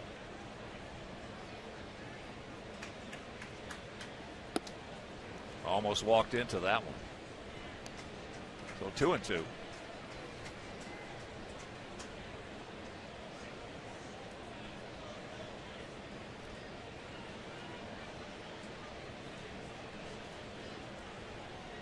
That Texas 8-6 lead over Baltimore. Josh Hamilton is playing, and he is 2 for 4 in that game.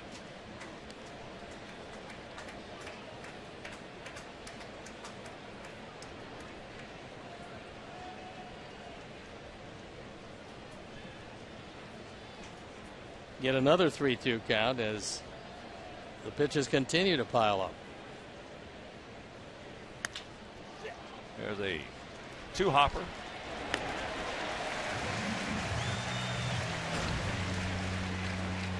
Your local Ford stores are proud to present the 2005 World Series reunion weekend, July 17th through the 19th. Arrive early on Saturday, July 18th, to see the 2005 World Series champions parade around the field, presented by your local Ford stores. Together, we'll go further. Purchase tickets today by visiting whitesox.com/promos.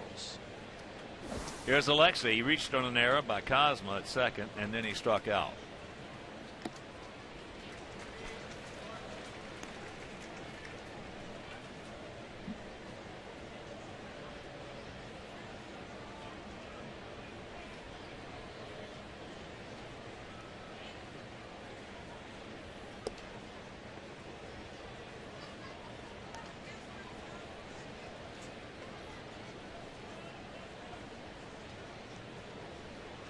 Cardinals with that 51-24 record, 9 games in front of Pittsburgh.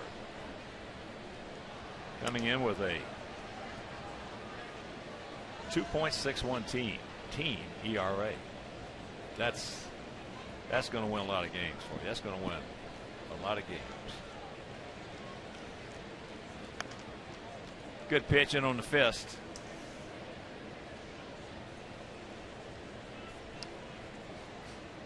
Seth Maness and Randy Choate.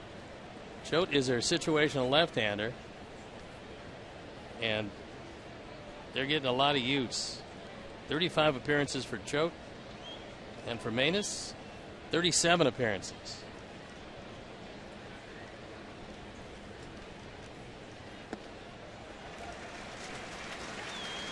Two down.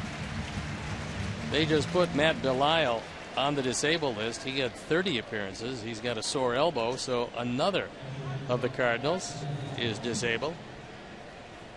They've had their share of injuries, but they've got a huge lead. Well, that's the whole thing, that they've done it to go along with those injuries. Yeah. It's a chemistry, you know, and I was talking to Kenny Reitz about it. And he said Matheny's just got these guys believing that every day they go out there, regardless of who's in that lineup, they're going to win a ball game.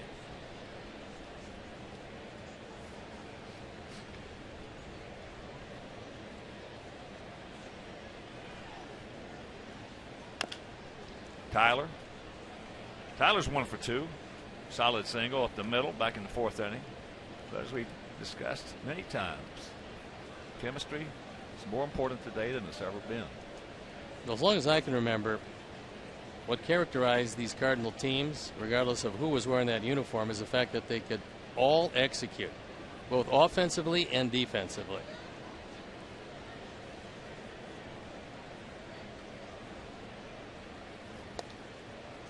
I think in all my time, which is all parts of 7 decades in baseball, the two teams that probably have had an aura about them the most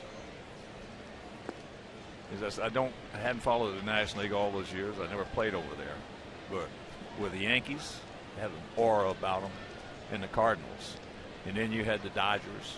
Then you had Orioles had that aura for a while. Yep. 25 years from 60 to 85, they won more games than anybody in the game. Yeah. There's a little pop-up, Scruggs. That didn't take long. 1, 2, 3, and we'll go to the bottom of the 6th in this 1-1 tie.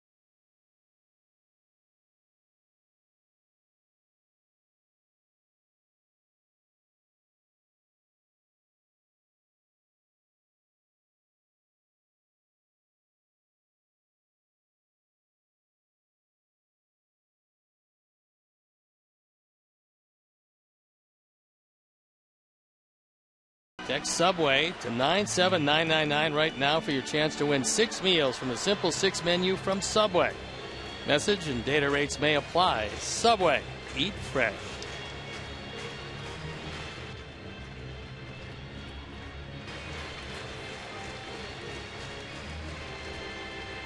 Here's Grichuk.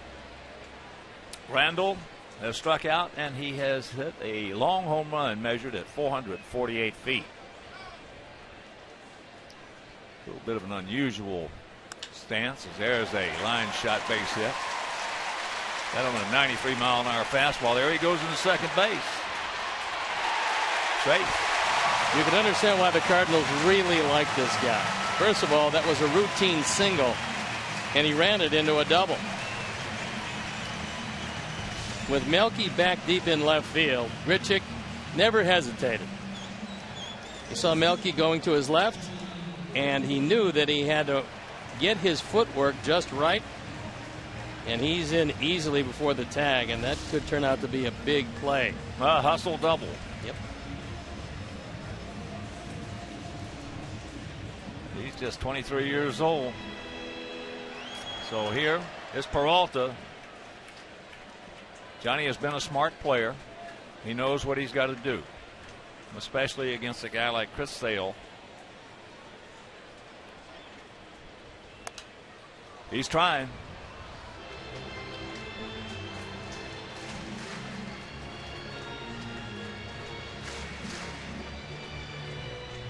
Chris Sale needs one more, but he's not thinking about that here. He's thinking about a 1-1 game.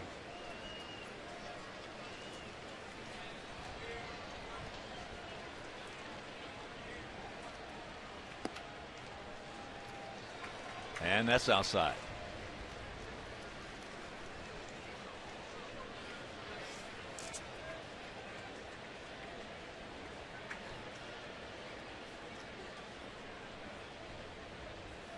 Outfield swung around to the right.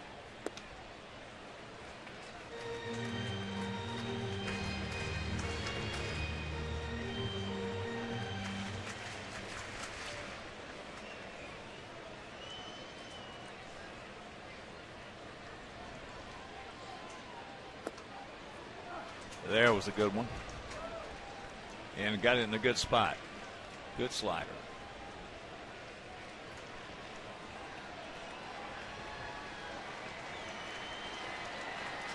Tyler got to be on his toes. He gone. And that's a little bit of history. Johnny Peralta is strikeout number 10, the second pitcher in Major League history with 10-plus strikeouts in 8 consecutive games. He joins Pedro Martinez, and they will take the ball out of play. It will go on the mantle for Chris Sale to join a lot of other awards, and certainly in the not-too-distant future, one of those awards is going to be the Cy Young Award. That might go to Cooperstown, that ball. Only 2 guys in the history of this game. There it is. That might just wind up in Cooperstown. Meanwhile, a big strikeout, a big out. And here's Mark Reynolds, who has singled, and he has struck out.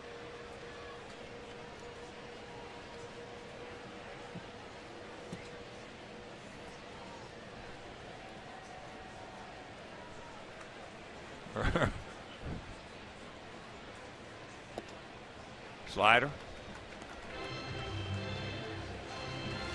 I would think that's the authenticator, and that's exactly what they're doing. Is they put a little hologram on it. It's the authenticator that is indeed the ball. Boy, these guys do a great job, those authenticators.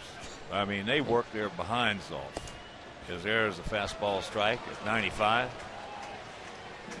They're in there after every game, making sure that everything is authenticated. That way, when people buy it and they have their stamp of approval on it, they know it's real. Carlos is there. Pretty glad that Chris did not hit that baseball, because he could have very easily deflected it. And this is how Chris got there. There's number 1. This is the 4th strikeout. And this is when he struck out the side 4, 5, and 6 in the same inning, that coming in the 3rd. And there's the 9th that ended the 5th. And number 10, Johnny Peralta.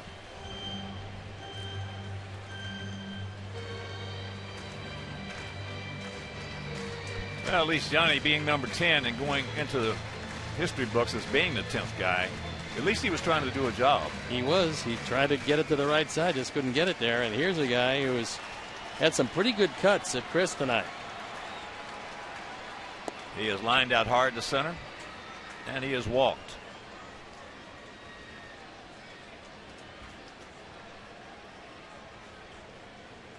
And if you're Jason Hayward, there's a slider strike. You don't have to be looking down that much, because with a man on 3rd and that slider that Chris has got, they don't want to throw one in the dirt. Tries to rush that one by him at 95. Well, National League pitchers have been throwing up and in to Hayward all year long, trying to jam him, trying to get him to move back off the plate. He's got very long arms. He's swinging the bat now as well as he's swung it in quite some time. Well, he's off the plate pretty well because of those long arms. That's yanked foul. That one at 94. With a runner at third and 2 outs, the Cardinals have scored 20% of the time. Sox pitchers have given up runs 18% of the time. League average 26% of the time.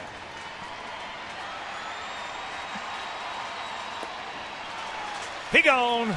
11 strikeouts, but more importantly, we're still tied at 1.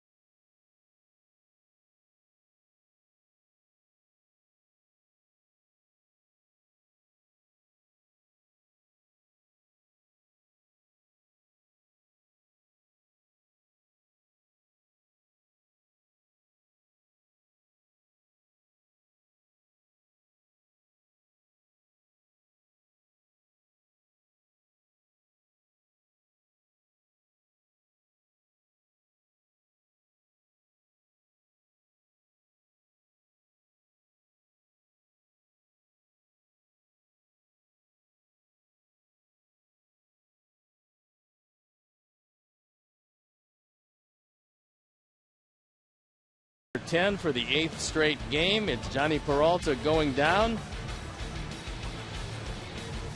And Chris Sale is congratulated by a whole lot of very appreciative teammates in the dugout. Well, the Speed Replay is brought to you by Xfinity, your home for the most live sports. Chris has just got so much Mark Burley in him, it's unreal. And by that I mean you can't find a better teammate. And you can't find a better competitor. Well, you had a pretty good idea this was going to be a big outing for Chris Sale because this is a big stage. He's facing baseball's #1 team, St. Louis Cardinals. He's facing the best home team in baseball, the St. Louis Cardinals, in front of in excess of 43,000. He's coming off a performance that he was disappointed in against Minnesota, so he comes out tonight not only throwing it well, but swinging the bat well. And Randy Choate comes into the game. Randy 1-0, on for the 36th time, 2.40 ERA. He is their situational left-hander. And apparently this is a situation. Here's Sanchez. He's 0 for 2. And besides all that about Chris Sale, he has scored our only run. And almost driven in another one. So Choate is on for Sanchez, Sale, and Eaton. And if the inning goes beyond that, Randy Choate is gone.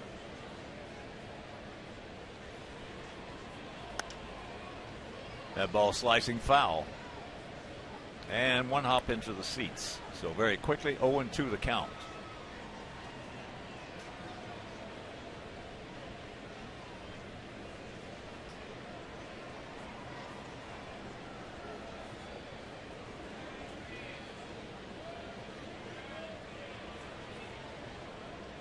Mark Reynolds is right on the line at third base,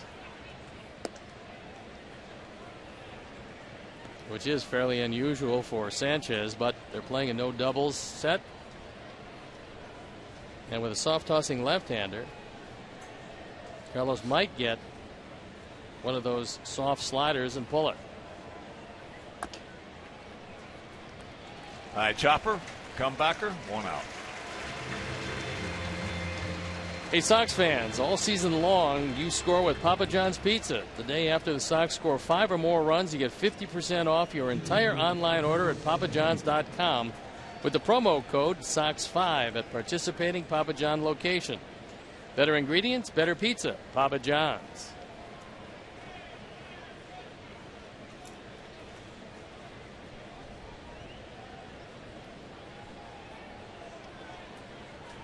Chris, his first major league hit leading off the 3rd inning. Then we got a big break on a bobble at second by Kazma, allowing Chris to get into second. And then with 2 out, 1 out, I should say, Abreu comes up, hits a chopper up the middle, hit the bag, and bounced into left field, and Chris scored. That last pitch was low and out of the zone by plenty. Chris is 6'6". He's got high knees.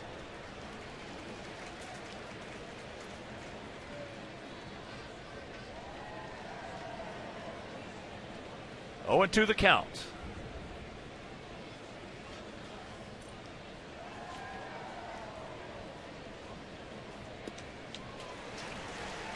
Two down.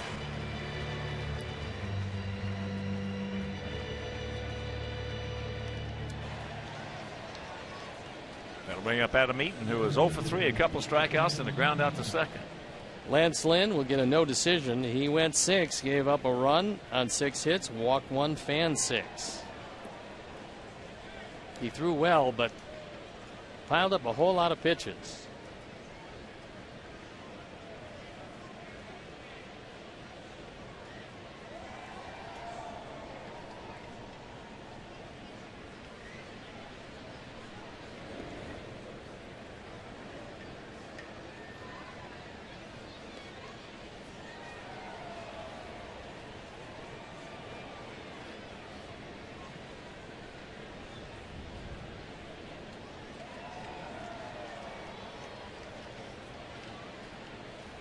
Reynolds is in on the grass at 3rd and right over toward the line. Well, you got Grichuk and Borges playing fairly shallow out there in a 1-1 tie in the 7th inning. They're surprisingly shallow.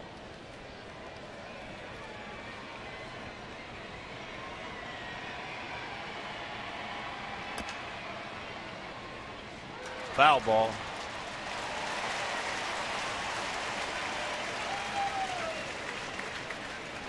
That call belongs to Lance Barksdale, and he made it definitively. Anything in front of that bag is the home plate umpire's domain. Anything past the bag belongs to Eric Cooper. And there you can see it. Barksdale comes out well on the foul side of the line.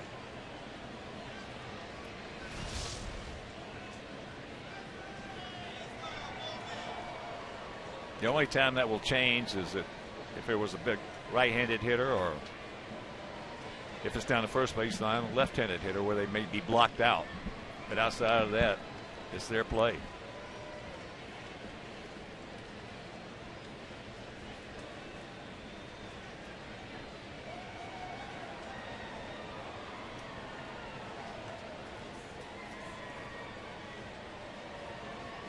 Way outside. If you're just tuning in, we scored 1 in the 3rd. Then Grichuk hit a long home run in the 4th to tie it. We have stranded 6. They have stranded 4. In the 2nd inning, we had the bases loaded, nobody out, and could not score. As there is a 1-2-3 7th inning stretch, still 1-1.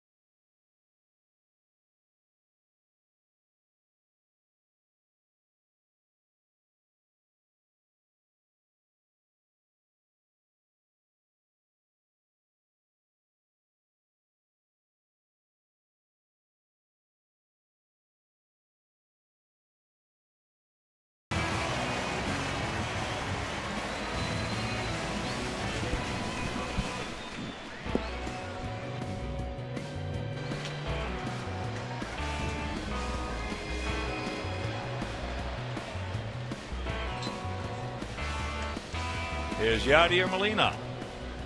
Yadier takes a slider, no. He's 0 for 2 with a strikeout and a 6-4 fielder's choice.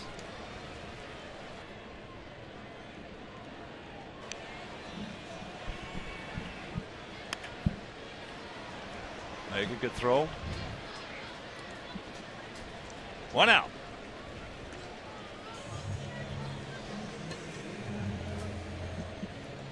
1-6-0 for us, 1-4-1 for them. Scruggs has had a night of no contact, but he's made a very good play at first base that saved him a run. And that was on Chris Sale.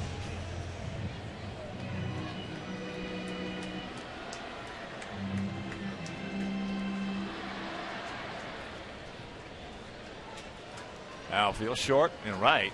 Javi way short.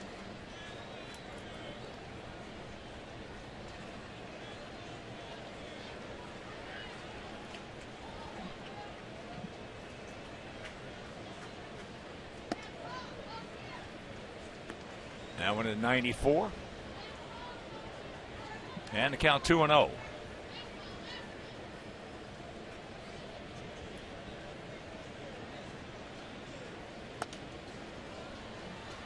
There's that changeup.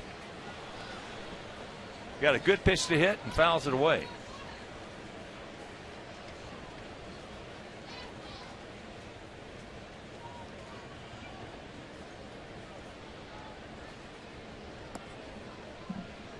Three and one.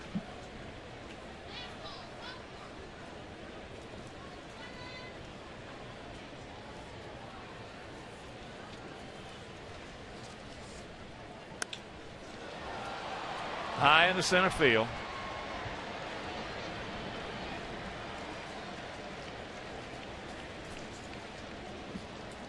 Join White Sox Charities in celebrating the 10-year anniversary of the 2005 World Series by signing up for the Championship Giving Campaign.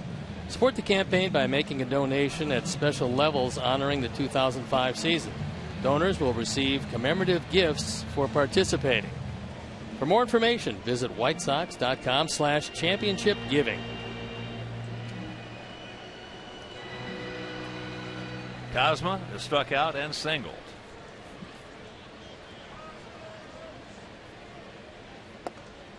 First pitch strike.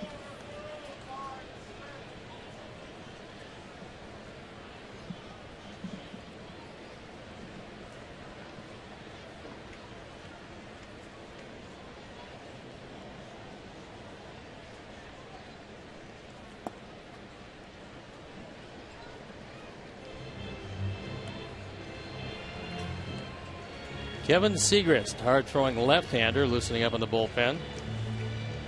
And he's not a situational left-hander. Mike Matheny brings him in, right or left-handed, doesn't matter. He'll be coming on for his 38th time.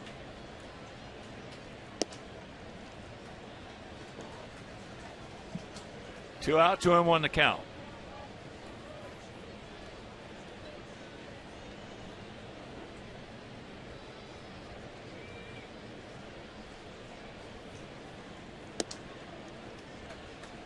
Three and one.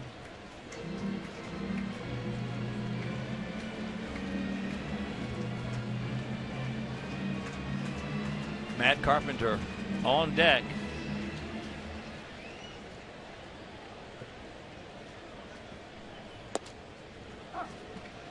And a full count.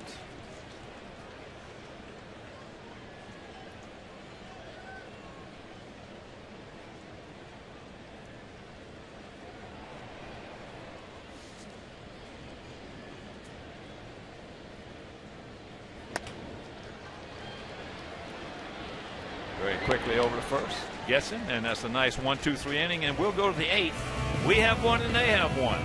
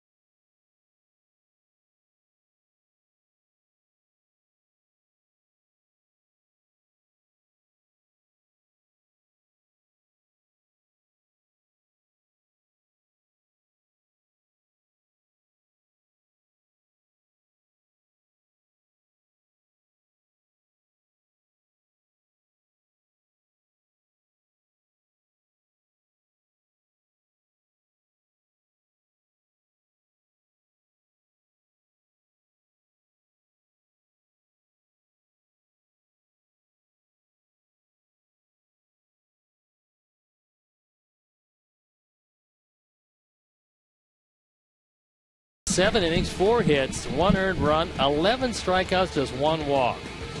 The 8th consecutive game with 10 or more strikeouts, tying Pedro Martinez for the Major League record. That's brought to you by the Honda Dream Garage Sales Event, now at your Honda dealer.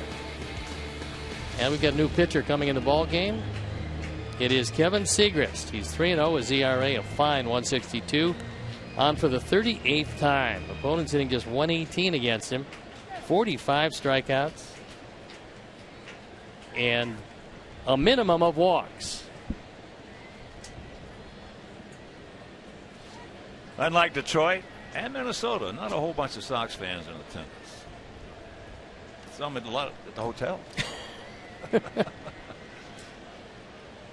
lot of red at the ballpark. Oh, yeah. Abreu, 1 for 3 with the lone RBI.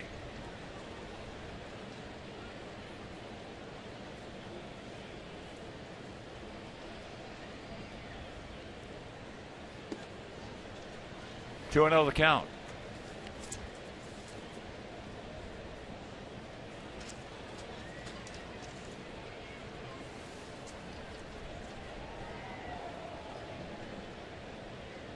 He got that hit with Chris Sale at second base. And 1 out. And there's a base hit. And if you're just tuning in, we're going to show you that first hit by Abreu. A huge break as it caroms off the bag.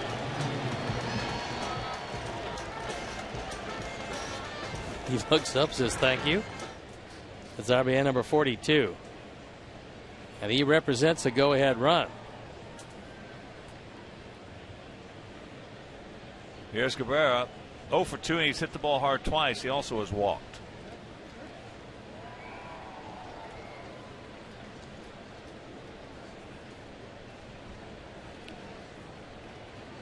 And Detroit coming back to tie Pittsburgh at 4. That was a 2-run homer by J.D. Martinez, number 20.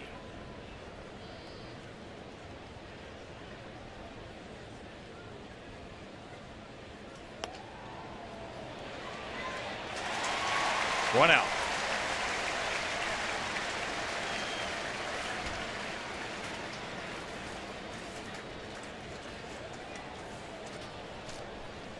Sox fans, join us on Saturday, July 18th at 1:10 as your White Sox take on the Royals. The first 20,000 fans, ages 21 and over, will receive a 2005 World Series replica ring presented by Miller Lite, the official light Pilsner and official beer of your Chicago White Sox. Purchase tickets today by visiting whitesox.com/promos.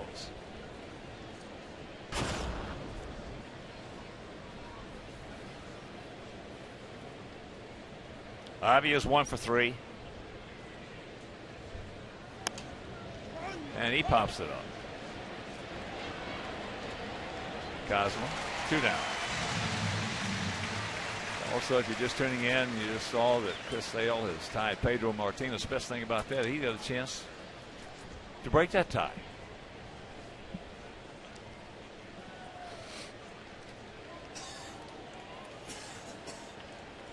And hold the Major League record. 10 more strikeouts and 9 consecutive starts.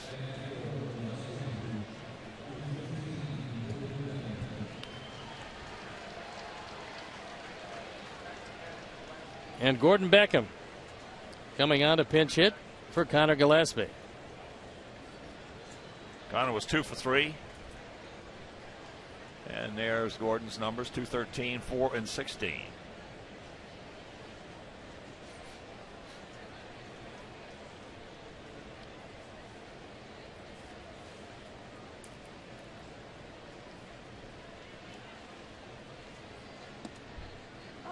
Takes first pitch strike. That one at 93.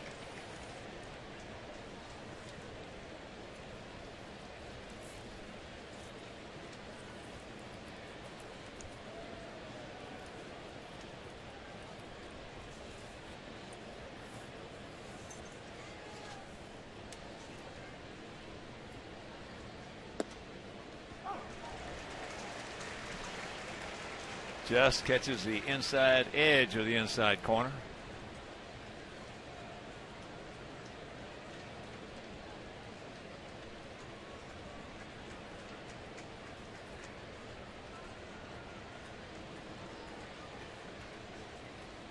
Sacres working on that third base side of the rubber.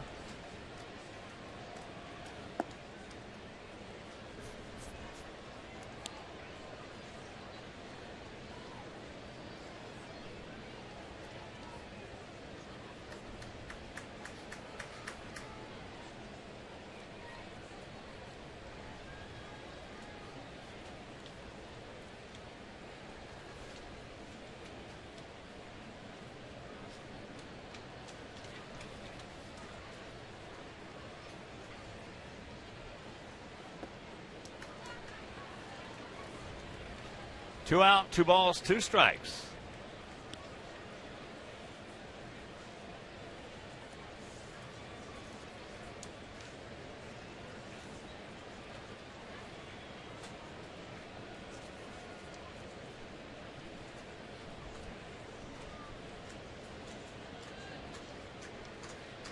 Gap him right here, Gordon.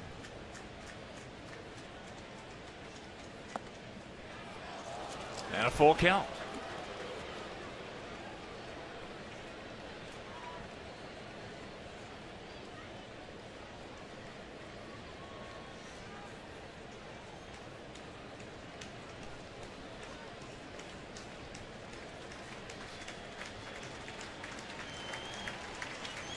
So they're still holding Abreu on.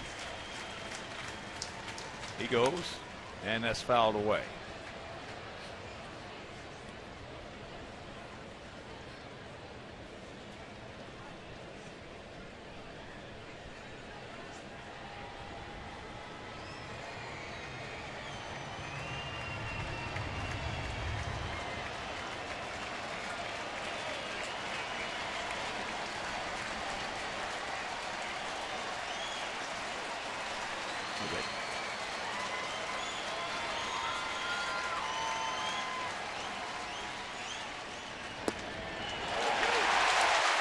Got him, good pitch. And that'll retire the side. It's still tied at 1.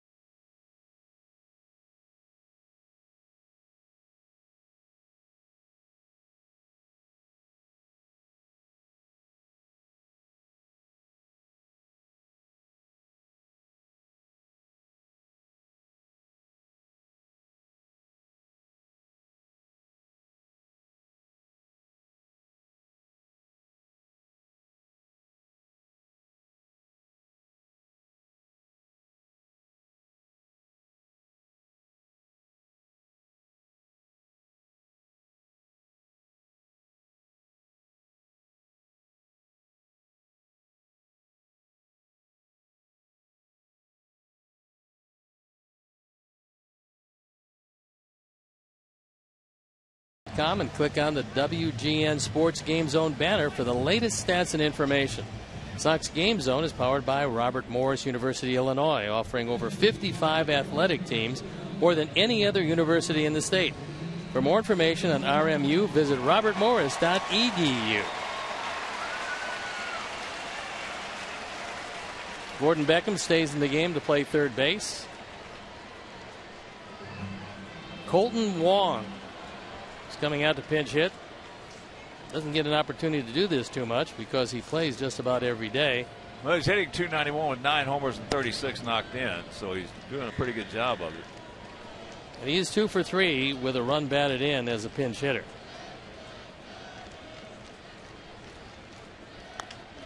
Broken bat. Sounded like. Evidently not.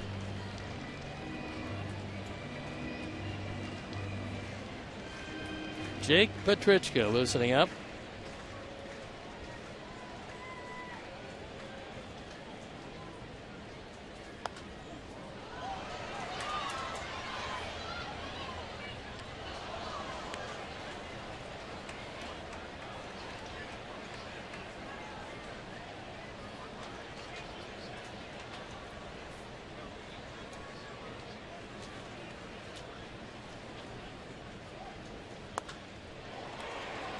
That ball hit into right field.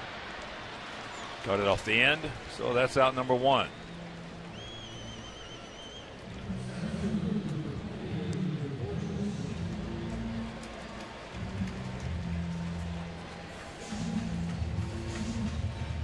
So here's the leadoff hitter, Peter Borges, 0 for 3 with a couple of strikeouts. You're just joining us. 11 strikeouts for Chris tonight.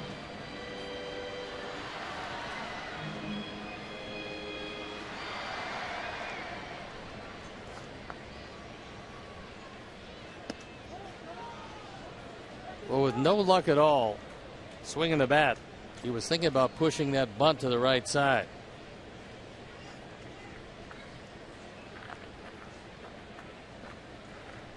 He's got the speed.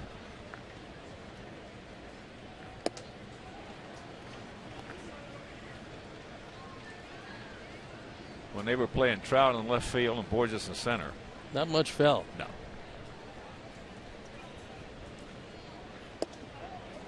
Thinking about a bunt again, but that one almost took his leg off. 45,626.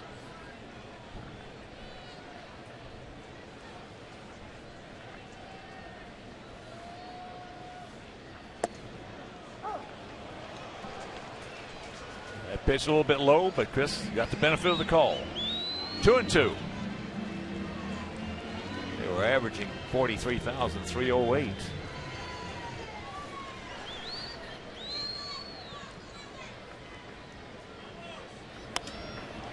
That's into center field. That's going to fall for a base hit. So good speed aboard. But as I mentioned earlier, he's only 4 for 10 in stolen bases. So that'll tell you he needs to work on his technique. Well, if he gets too adventuresome, his technique is going to get him picked off.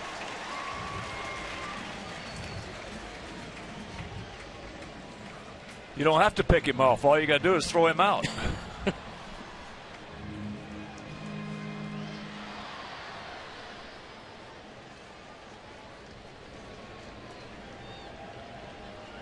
Grichuk, a homer, and a tussle double. Our fourth drive of the game is that 448-foot home run. This coming in the 4th inning on a straight change into Big Mac land. That's where the big boys go.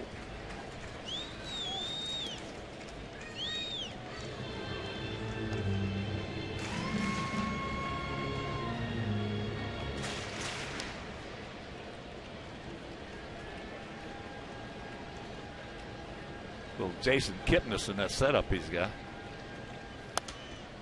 That's out of play, and the count 0-2. Only from the right side. Kipnis is having a remarkable season. Kipnis is a remarkable player. Last year he was injured. This year he's entirely healthy. And it's been something. He's a player. He's hitting .346. There's another base hit, a rocket into center field.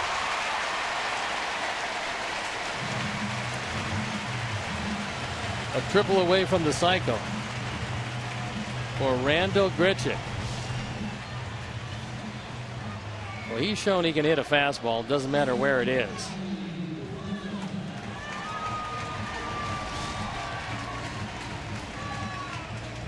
He short strides it. Those long striders have a little more trouble on that 95-mile-an-hour fastball on those short striders. And here comes Coop. Well, Chris is at the 110 pitch mark, and he just wants to find out from Chris how he feels, what he's got left. Well, you know what Chris is going to say. I say I feel fine, and I got enough left to certainly get out of this inning.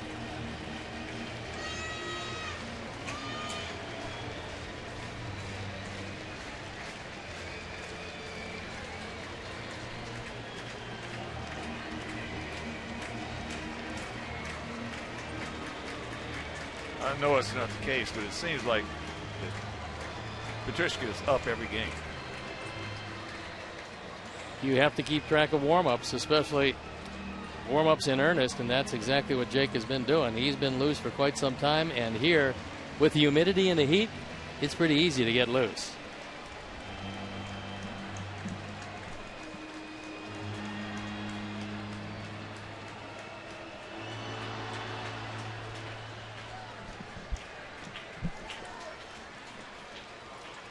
Peralta has grounded to third. He has popped to second, and he has struck out.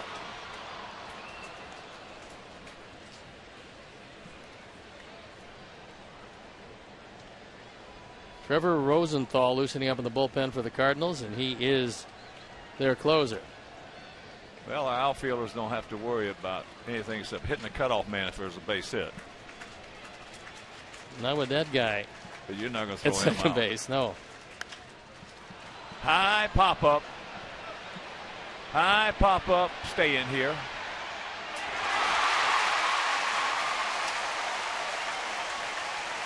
Hopefully it didn't hit him in the face.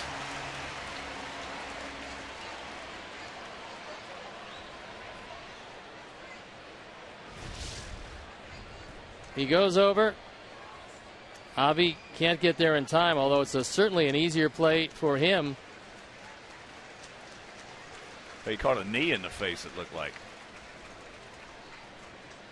Well, here's where Carlos has got to go over and try to be a traffic cop right there. Yeah, and you got to yell Avi, and get Jose out of there, because that's a real easy play for Garcia and a really tough play for Abreu. As it was, it'll go as no play, and hopefully that one isn't costly. 0-2 the count. To the 33-year-old veteran shortstop, who's had a very, very solid career. Not a whole bunch of range, but good hands. Oh, we catch a break there.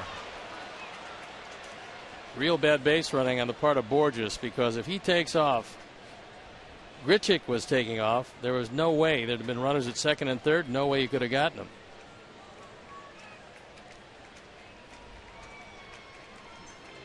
We've caught some breaks in this game. Yeah. If Borges has a good secondary lead and is paying attention, he's standing at third base without a play. Well, on that play, you've got to be looking for the ball in the dirt, expecting it in the dirt. Absolutely. Every pitch. He gone. Gas. 94. 2 down. Second time today. Peralta, who was the 10th strikeout of the game, is now the 12th strikeout of the game.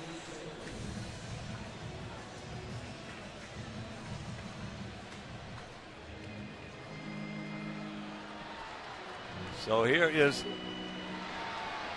Mark Reynolds, a single, solid single, leading off the second inning, then a strikeout, then he grounded out to Sanchez at second.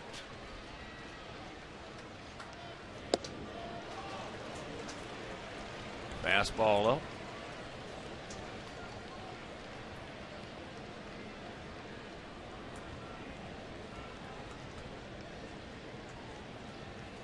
This guy here, when he makes contact, can hit him just about as far as anybody. And that's the can of corn into center field. So Chris is going to pitch out of it. Win to the 9th. Tied at 1.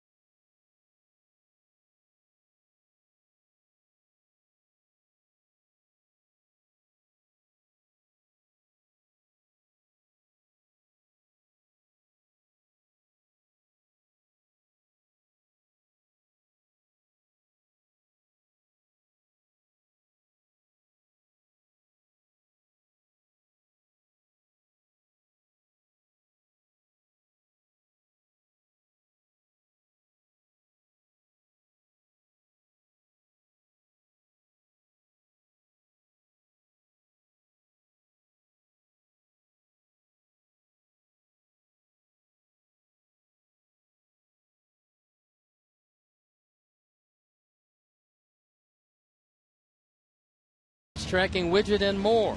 MLB.tv Premium includes a free At-Bat 15 subscription. Watch live baseball on over 400 mobile and connected devices. Blackout and other restrictions apply. Visit MLB.tv for details.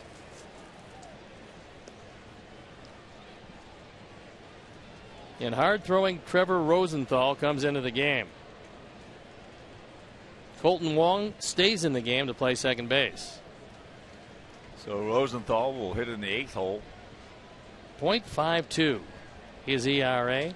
That'll work. Successful 23 of 24 save opportunities. This is not one of them.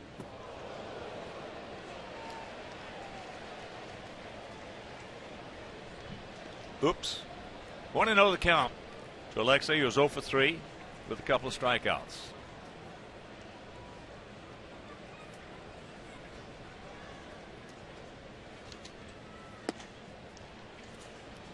That one at 95, and the count 2-0.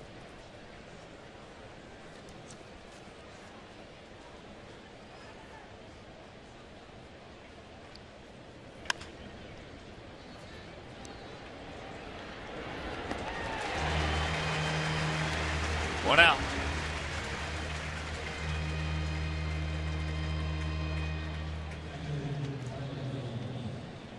Last year, Rosenthal had 45 saves in 72 appearances. His ERA a whole lot higher than it's been this year as he's learning his craft. And he's a product of this Cardinal organization. Well, he just turned 25, so 6'2", 220 out of Lee's Summit, Missouri.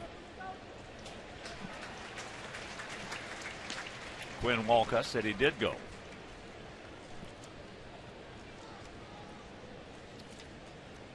Tyler is 1 for 3, a single back in the 4th inning.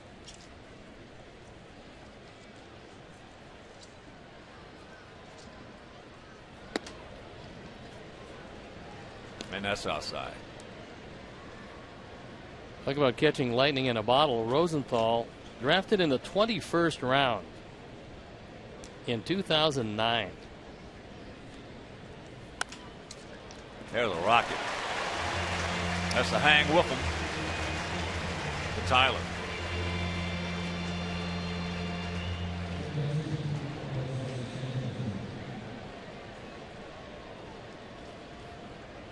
Here's Carlos. He's 0 for 3 tonight. Time maybe for Carlos to pick up his first homer of the season.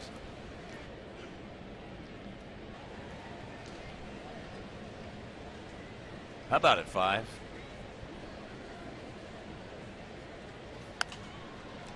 A little tardy on that one at 97. He better slice it down the line as Adam LaRoche is on deck. Maybe he can get out front of a slider. There's a shot base hit.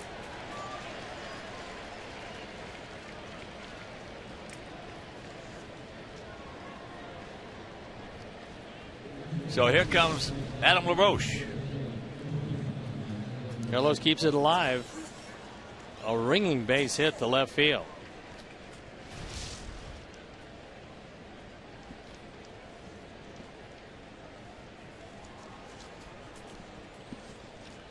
Another just terrific performance from a terrific young man and a terrific pitcher. 8 innings, a run on 6 hits with a walk and 12 strikeouts. Can't do it much better than that. Adam at 233, 9 homers and 31 knocked in. Usually when you get a guy like a Rosenthal who was such a low draft choice, you usually find out you got yourself just a terrific competitor.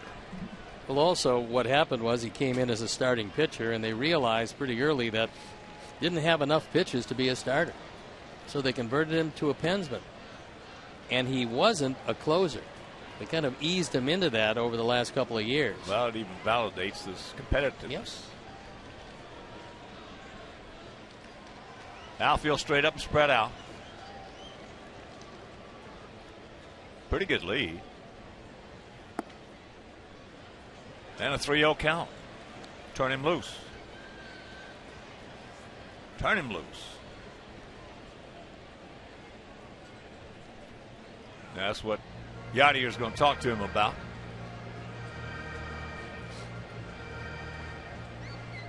Adam has had 2 opportunities to pinch hit this year. He's 1 for 2 with a run batted in. And Adam Eaton in the on deck circle. So now Lance Barksdale is going to come out to break this up.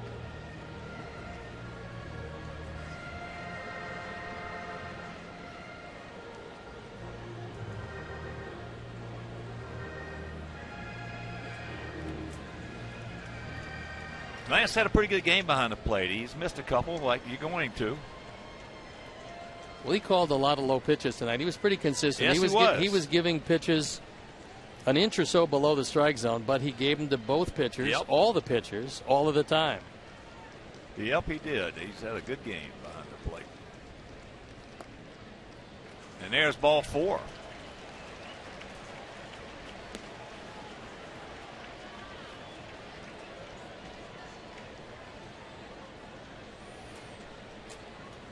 So here's Adam. He's due. He's 0 for 4 with 3 punch-outs.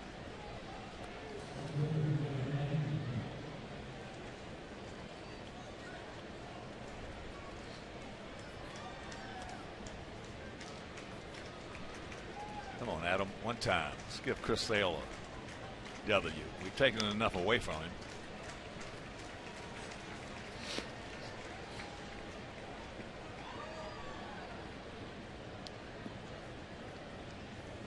Score a run, it's David Robertson. Don't score, it's Jake Petrichka.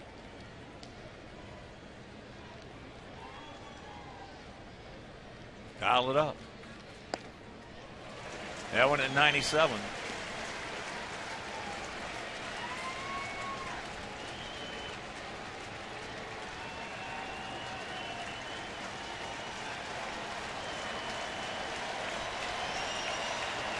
Oh, and 2 the count. 2 out, 2 on.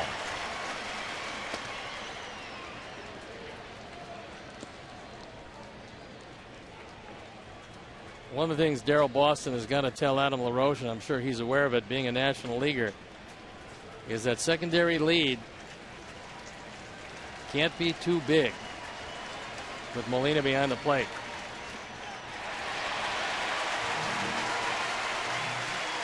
We go to the bottom of the 9th in this game, tied at 1.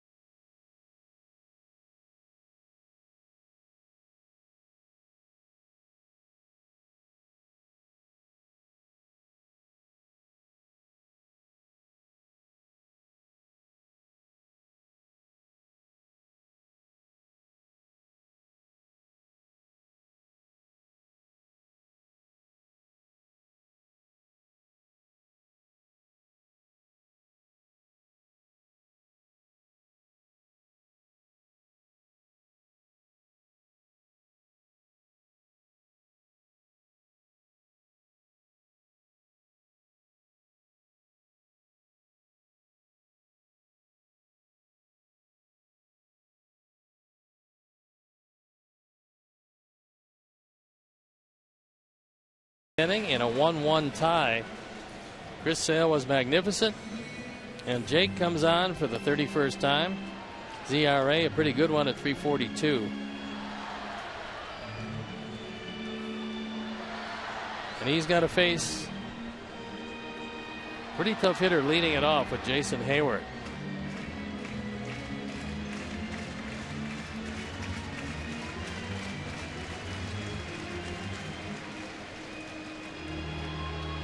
That fan's got it all covered. The Stanley Cup, White Sox cap.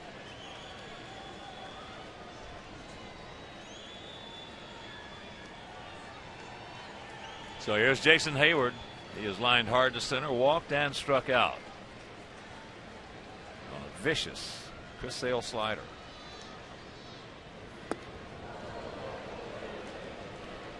Javi is very deep in right field, just a couple of steps from the warning track. As he should be.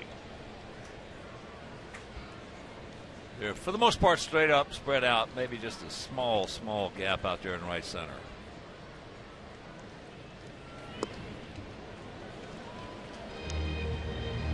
Molino on deck, Scruggs in the hole. 45,626.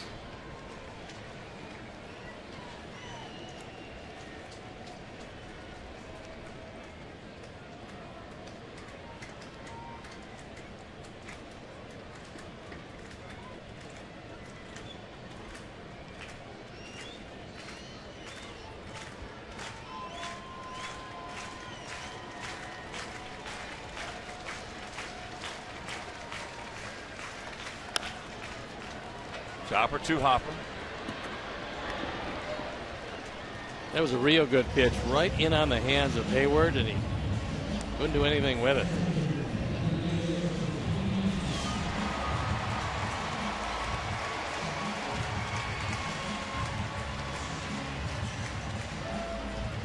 Good fastball, and it tied him up pretty well.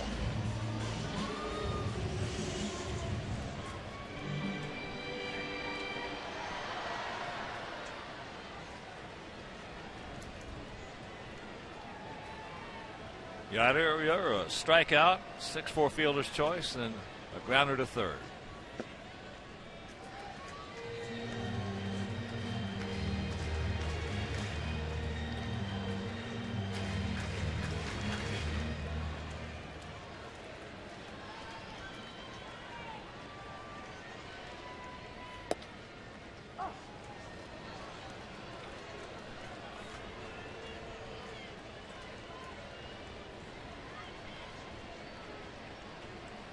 Well, they won the count.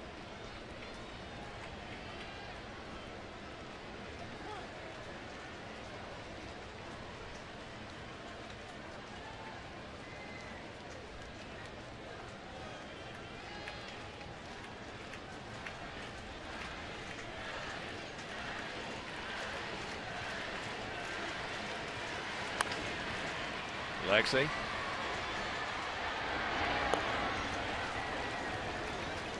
Two out. And here, Xavier Scruggs, 0 for 3 with a couple of strikeouts and a fly out to center.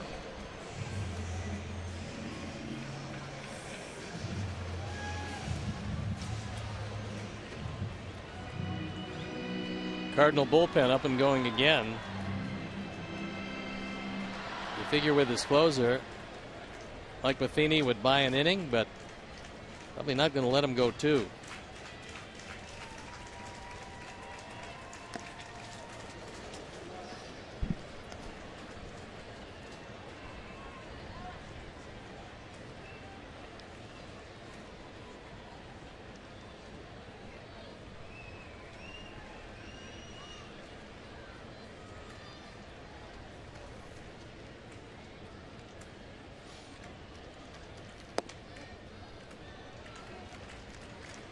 Close.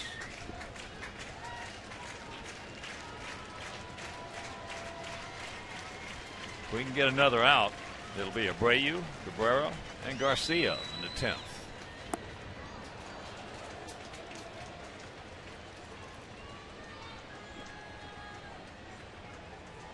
It's Carroll and Duke loosening up in the pen.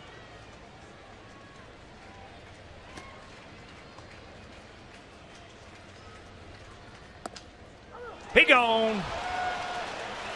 Gas at 96. And we'll go to extra innings tied at 1.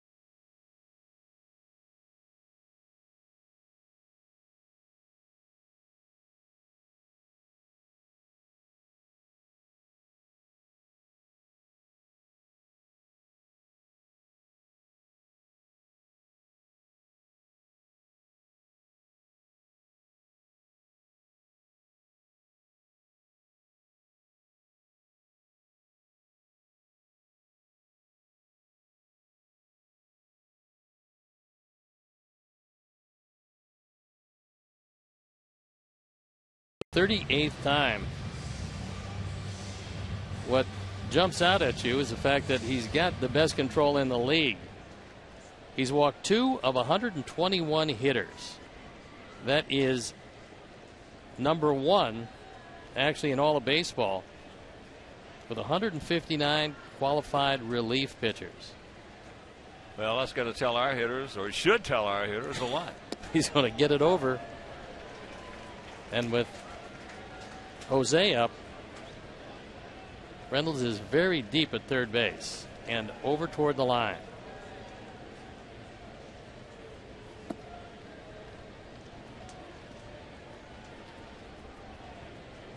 Outfielder straight up, playing everybody about the same, whether it be Adam Eaton or Jose Abreu.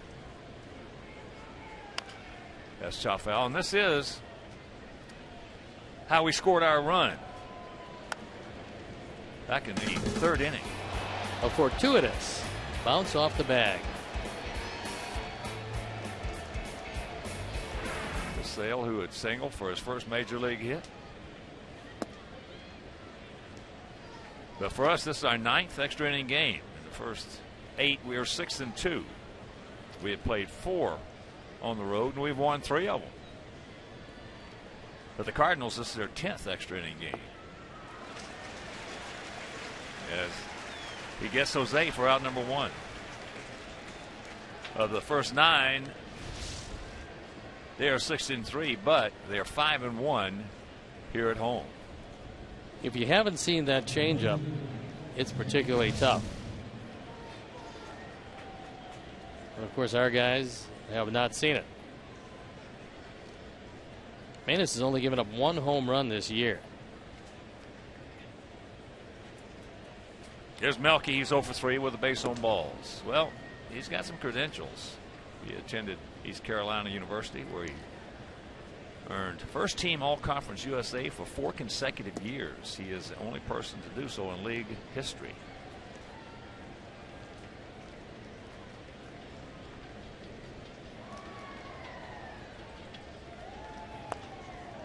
Off the end of the bat, Reynolds got to barehand it, make the throw. He does. Good play for the third baseman, Mark Reynolds. One of the things that they're very pleased is that Reynolds has played a good first base and a very good third base this year. This is a good play. Good anticipation, barehand pickup, and he gets him rather easily. So here's Avi. He's 1 for 4.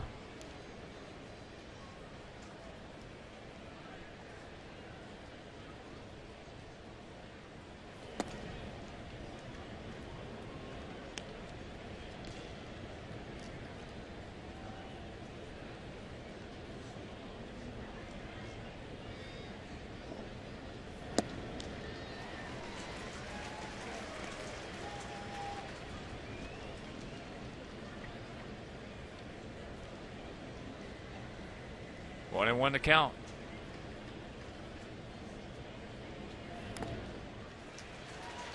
He has got a real good motion to have a good changeup. Got a good changeup, and he's got a very good sinker because that fastball is just 89. It's just that everything he throws sinks. Yeah, he's got that motion of his is conducive to a good changeup. And there it was.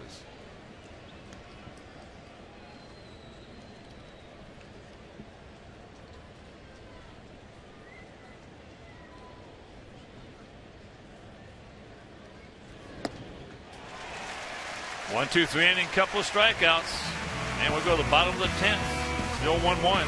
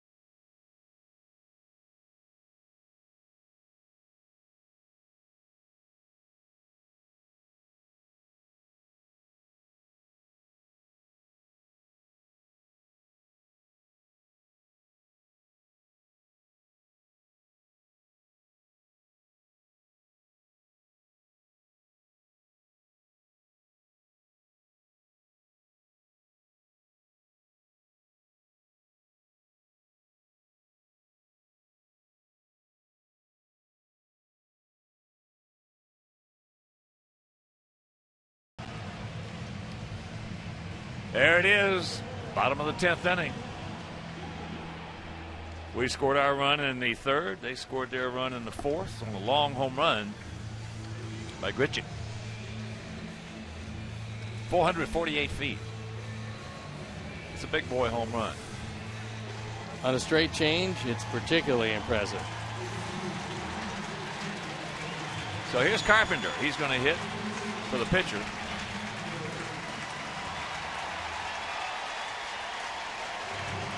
And now Robin on the long, slow walk out. And he's going to bring in Zach Duke.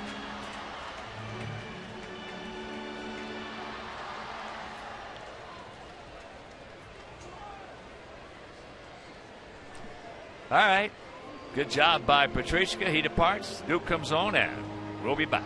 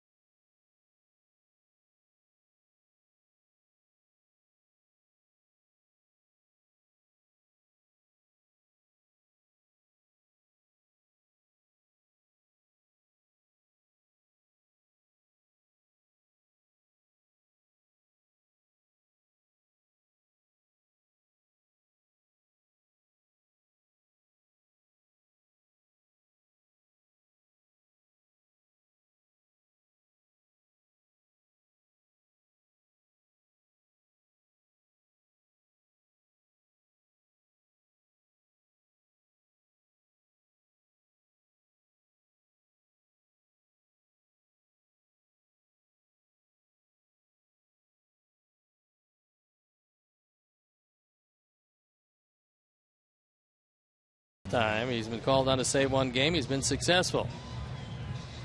And he's going to look at one of their best hitters in Matt Carpenter. He didn't start against Chris Sale. And Carpenter hitting .279, 8 home runs, 37 driven in. This is his first opportunity to pinch hit, as he plays just about each and every day.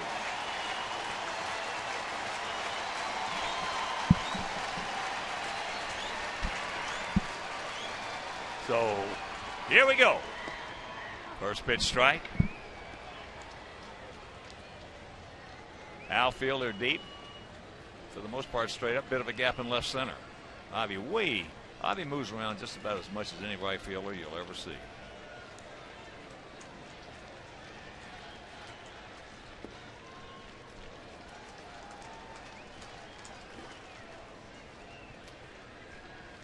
And that is good because it keeps you into the ball game. It takes that strike out of that pop up or that ground out away.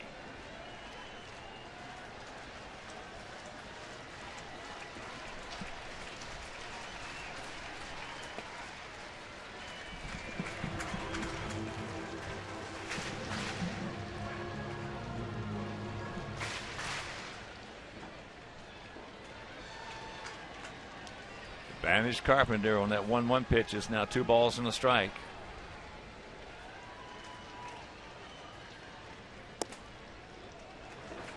Three and 1.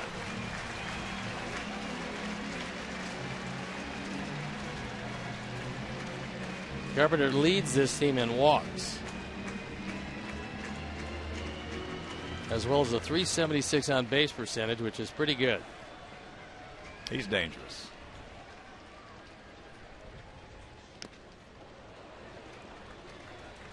Full count.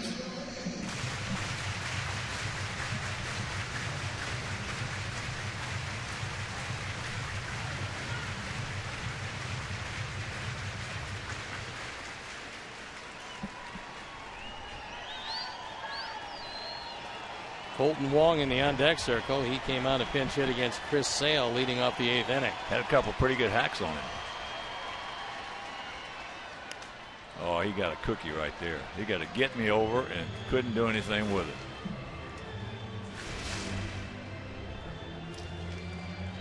That was a hanging slider. Wow. Right down the middle. Whew. Thank you.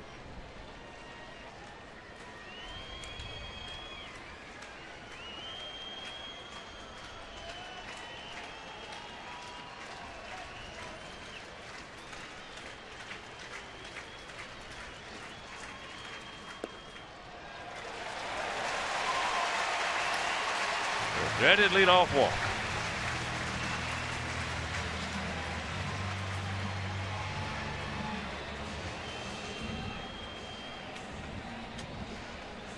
Wong has not had a sacrifice bunt this year.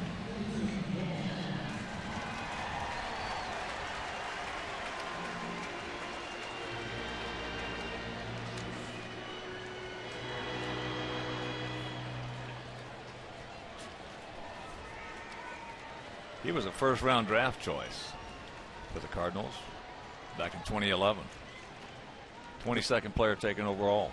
Very aggressive player.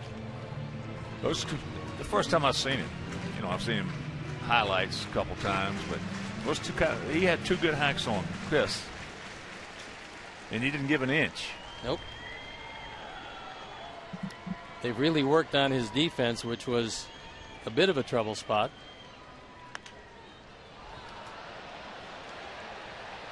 One thing about it, no question, he is going up there to turn it loose.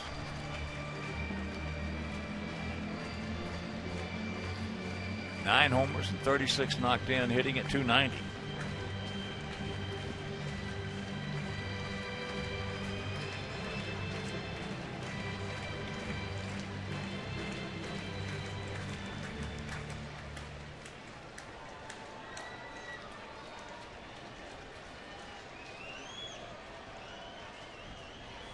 Short lead. Broken bat. Just looks to second.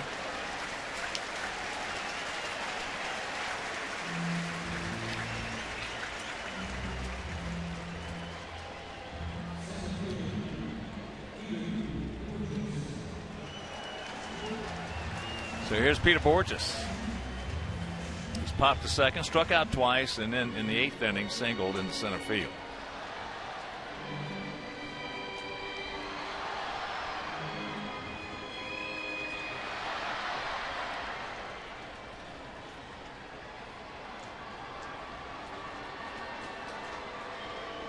Well, Robin's got a choice here, and it's Zach Duke to Borges, or if he wants to go to the pen, he's probably going to face John Jay.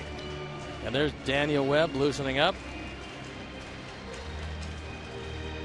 He's got to go where he goes. Now he makes the call. He's got to go with that pen. Good battle with John Jay. If he brings him into the game, he's 4 for 9 as a pinch hitter, and Daniel Webb's had a good run at it, and he's coming into this one.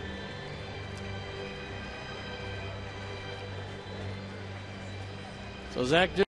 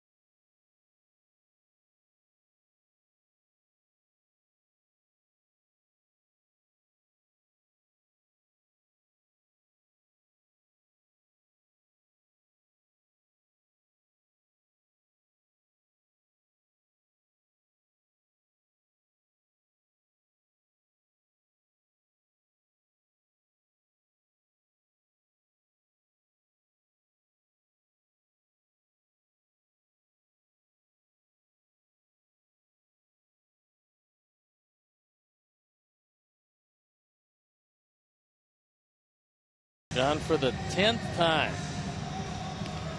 10 strikeouts, 2 walks, and 10 in the third. And he's got the winning run at second base. And Jay, the pinch hitter.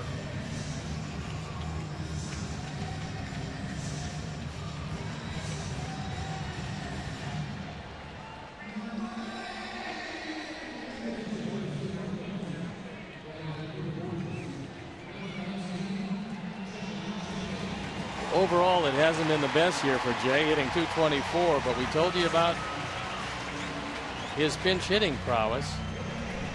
4 for 9.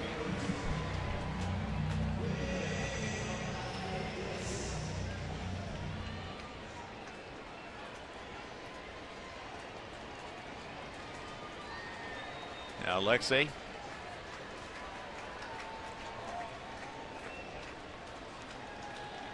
Playing in behind Carpenter. That's up high, ball 1. Yeah, he wants to see where they want him to play.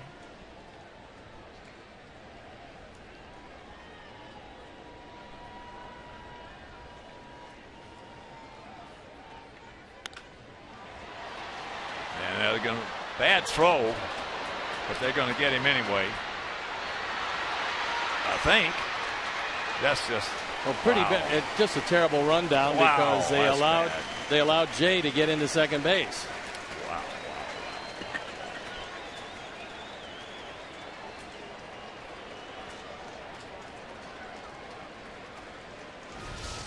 Goes 6-5, 4-6. Alexei almost throws it away. Nice pick by Beckham. Beautiful play by Beckham. But unfortunately, this rundown taking way too long, and Jay hustling into second base.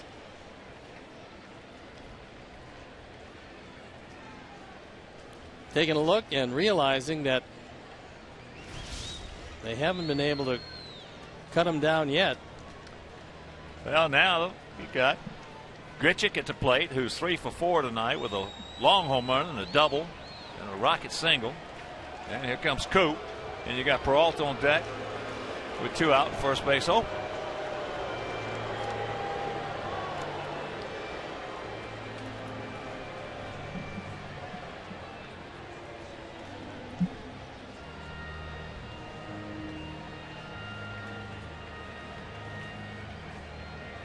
Peralta's 0 for 4 with a couple strikeouts. Jay goes over to have a word with Jose Akendo at third base. Lance Barksdale is now coming out to break up this meeting at the mound. And Zach Putnam throwing in the pen.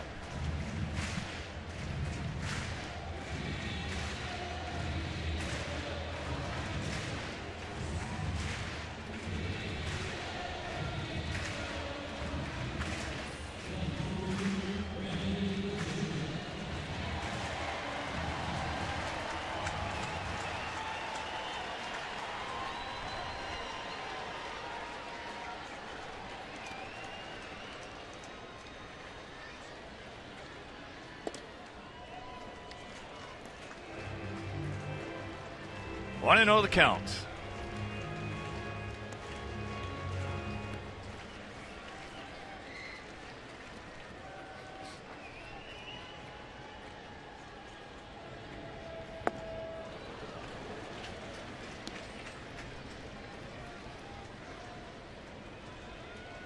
.95-mile-an-hour fastball. Daniel has outstanding ability. And it looks like he's got some confidence back. And that is popped up right side. Stay in here. Stay in here. Nope. Dadgummit.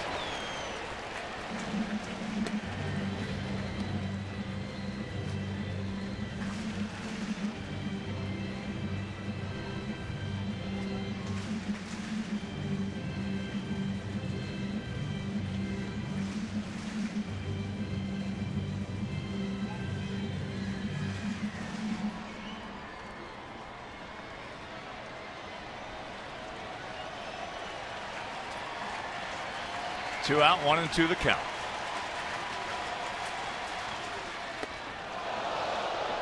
A little high neck in. That'll get you to move your feet. Tyler wanted it up. Daniel got it in.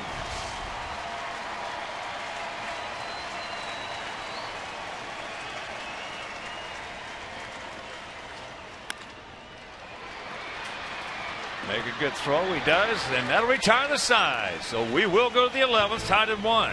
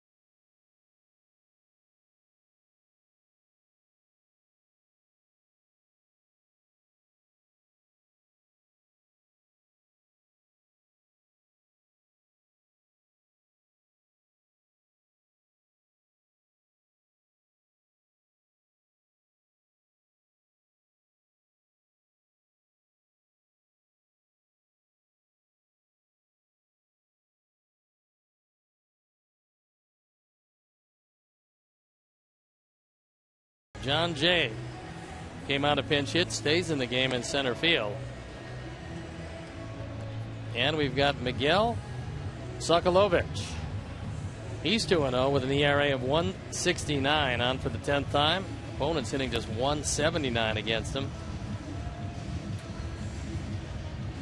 They keep running some pretty good guys out of that bullpen with excellent numbers.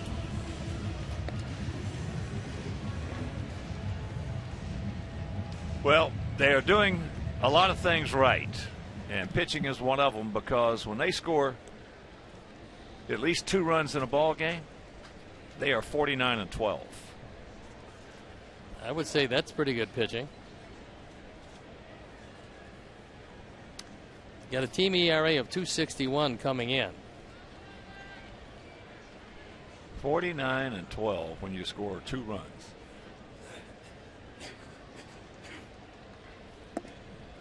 Gordon.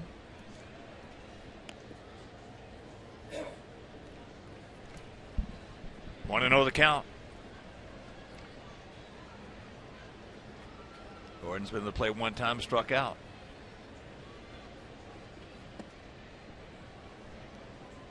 Two and 0. Couple of curveballs, and neither was all that close.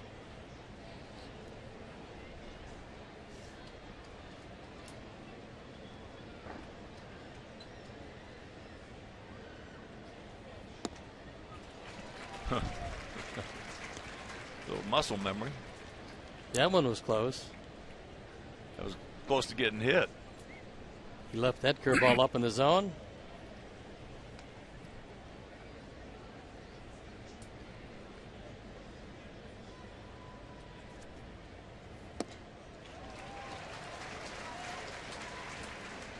That fastball at 88.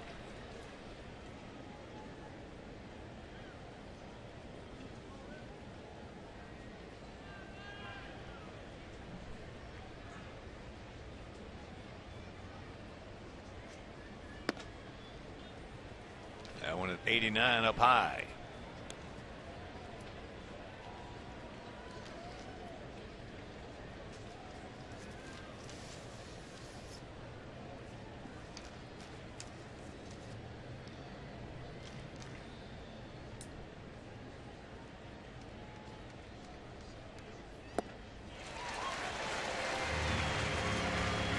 One out. Pretty good straight change, and that's one of the things that most of these Cardinals have in common out of that bullpen. They come in and they can get a straight change over the plate. Well, that's 12 strikeouts for them tonight. Cardinal pitching. And here is Alexei, is 0 for 4 with 2 of the 12.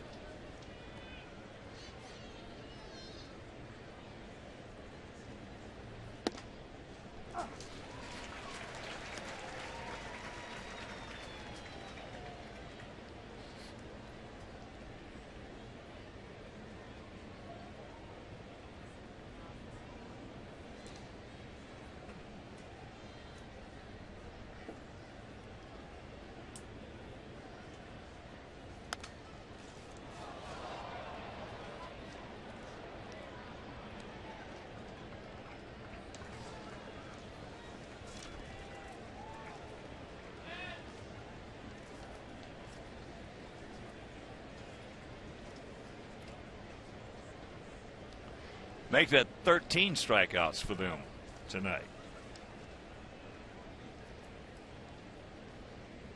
They got Avi to end the 10th.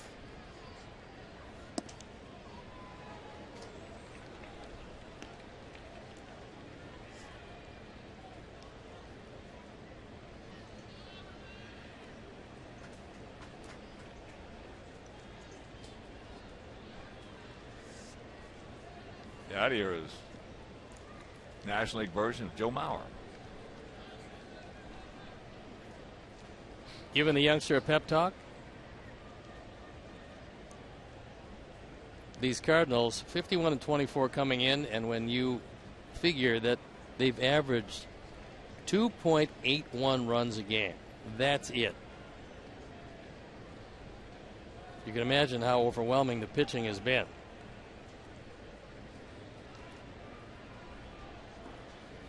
Well, you don't have that record. 49-12 when you score 2 runs. No. It's been somewhat amazing.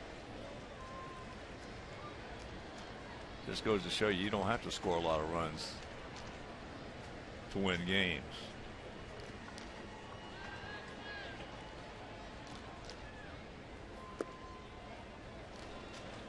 Full count.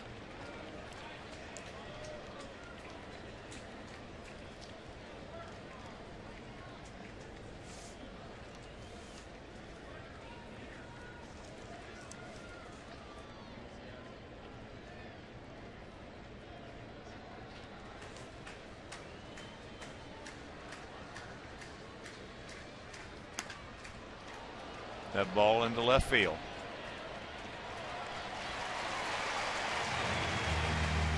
Two down.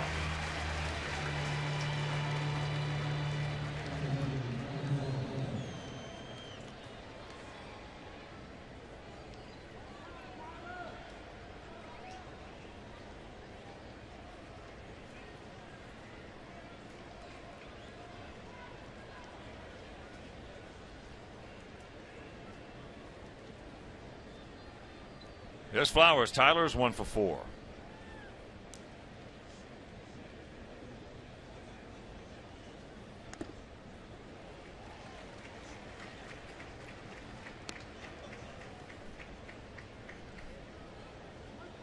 Peralta, Reynolds, and Hayward. You up?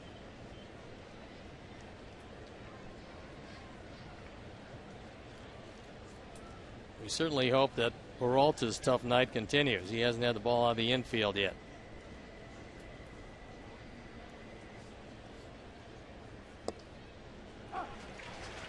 Oh, 0-2 the count.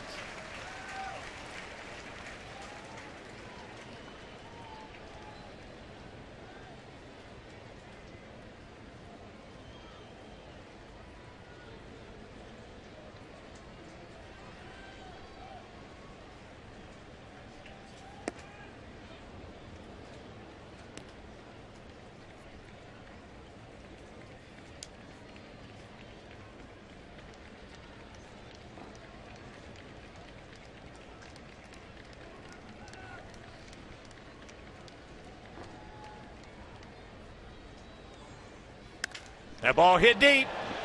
Stretch. He looks up. You can put it on the board. Yes. Yes. Sox lead it 2-1.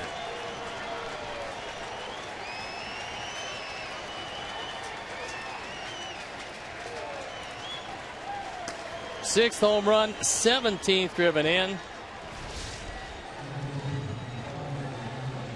That fastball was on the inner portion at 89. And Tyler, who hit the ball very hard last time up, hits it even harder this time. That's just a line shot, a line drive rocket out of here by a very strong man.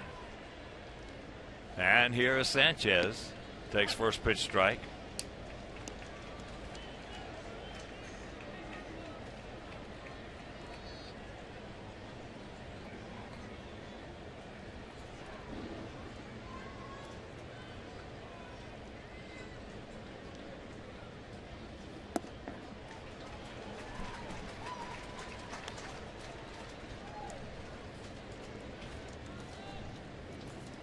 Two 9-0 for us, 1-6-1 for them. If you're just tuning in, Chris Sale went 8 innings, giving up just the 1 run. That was a homer by Grichet.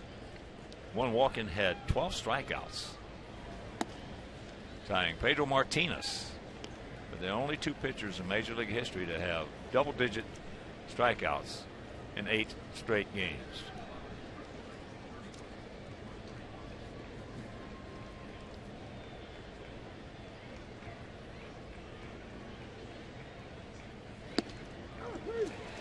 Got him, but the home run by Tyler Flowers.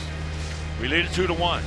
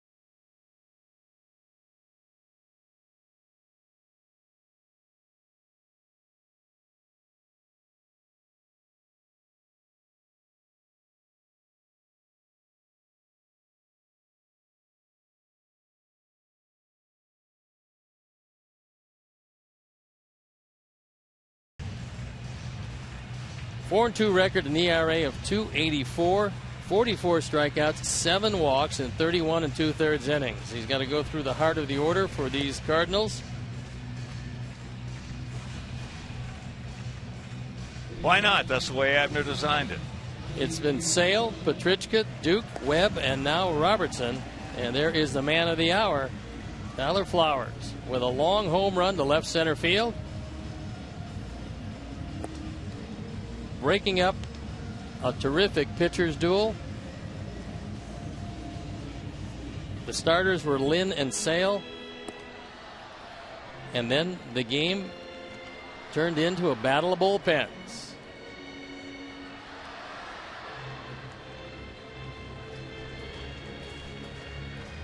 Johnny Peralta, 0 for 4 with a couple of strikeouts.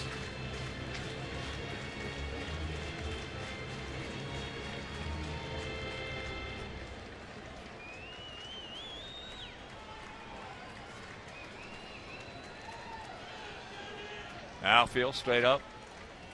Bit of a gap in right center. First pitch strike to the 33-year-old veteran.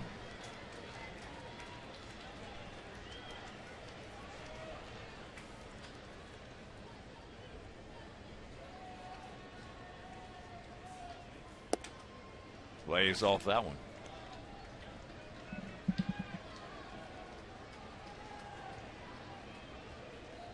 Houston shuts out Kansas City 4-0. Top of the 12th in Detroit, tied at 4 with Pittsburgh. Just got a piece of it. Cleveland beat Tampa Bay 6-2 down in St. Pete. Minnesota leading Cincinnati 7-3, bottom of the 7th in Cincinnati.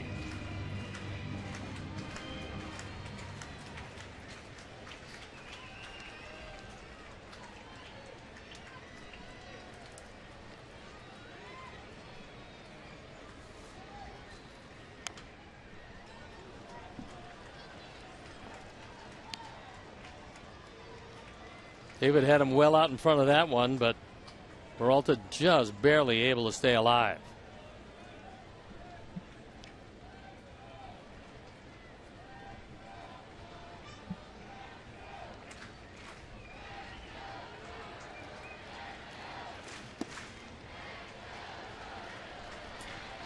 Two balls, two strikes.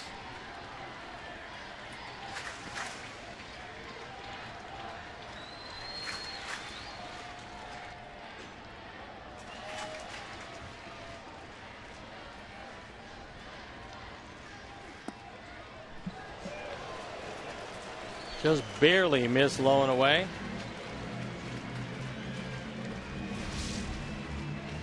See where the 6 pops up. Didn't miss by much.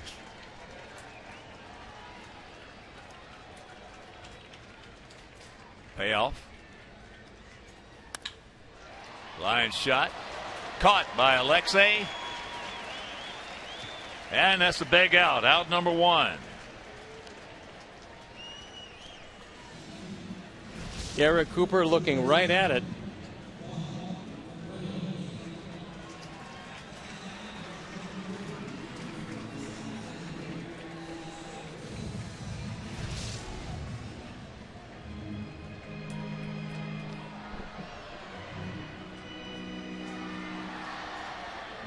So here's Mark Reynolds. 1 for 4, that single back in the 2nd inning.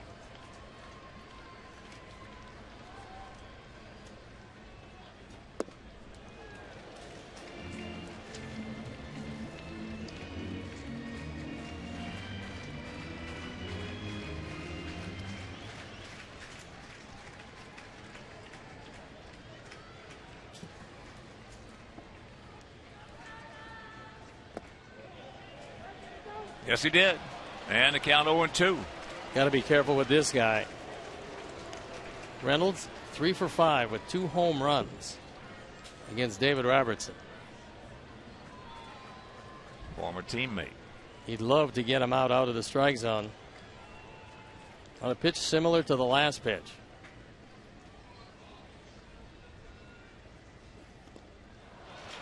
And there it is. He gone. 2 down.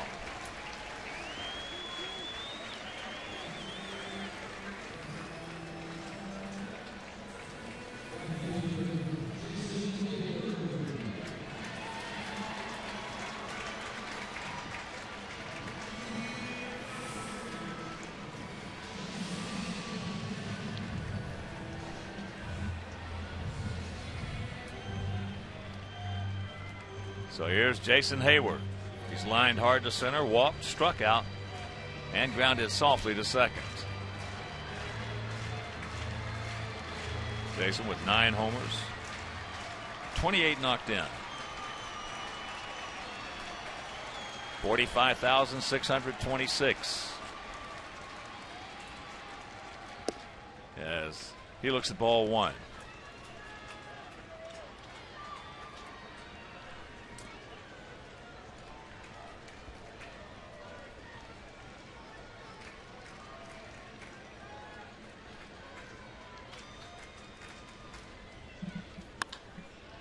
And there's a base hit into left field.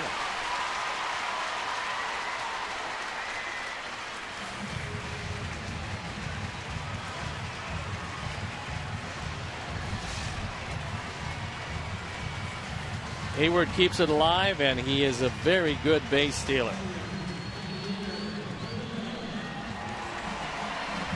8 out of 9 in stolen bases. He's the best they have on this team.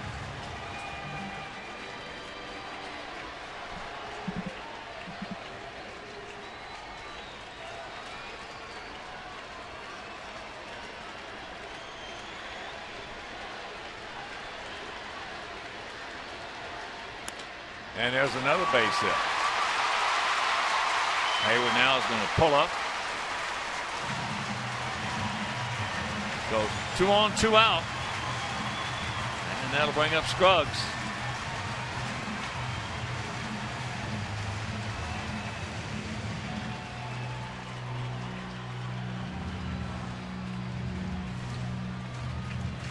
And Don Cooper once again to go over the scouting report on Xavier Scruggs. Scruggs tonight 0 for 4 with 3 strikeouts.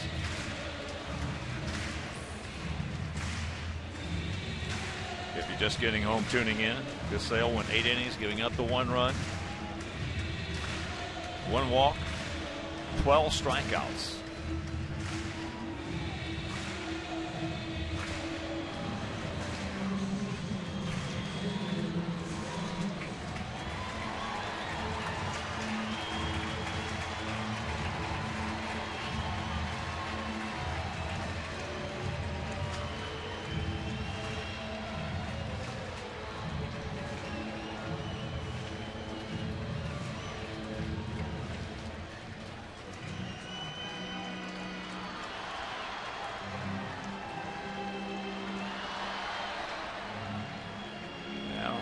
Had them eaten, wanting to know where they wanted to play. So he's straight up.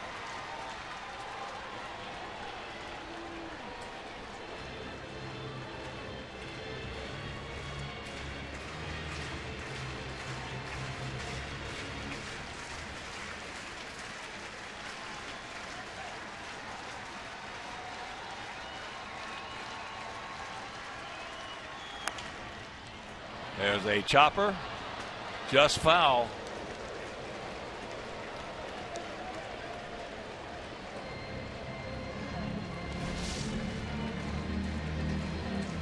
This one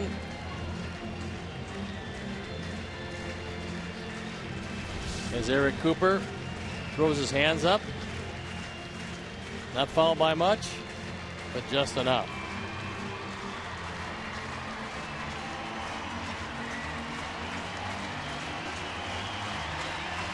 Greg Garcia in the on-deck circle. Let's wait to see him hit till tomorrow.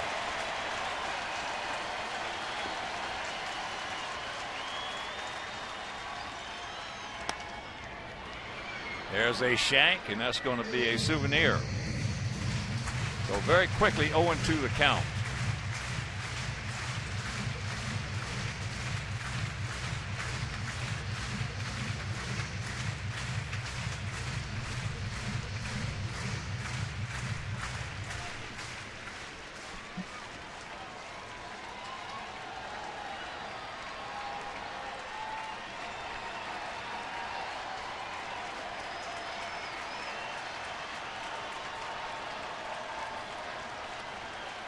2 on, 2 out, 0-2.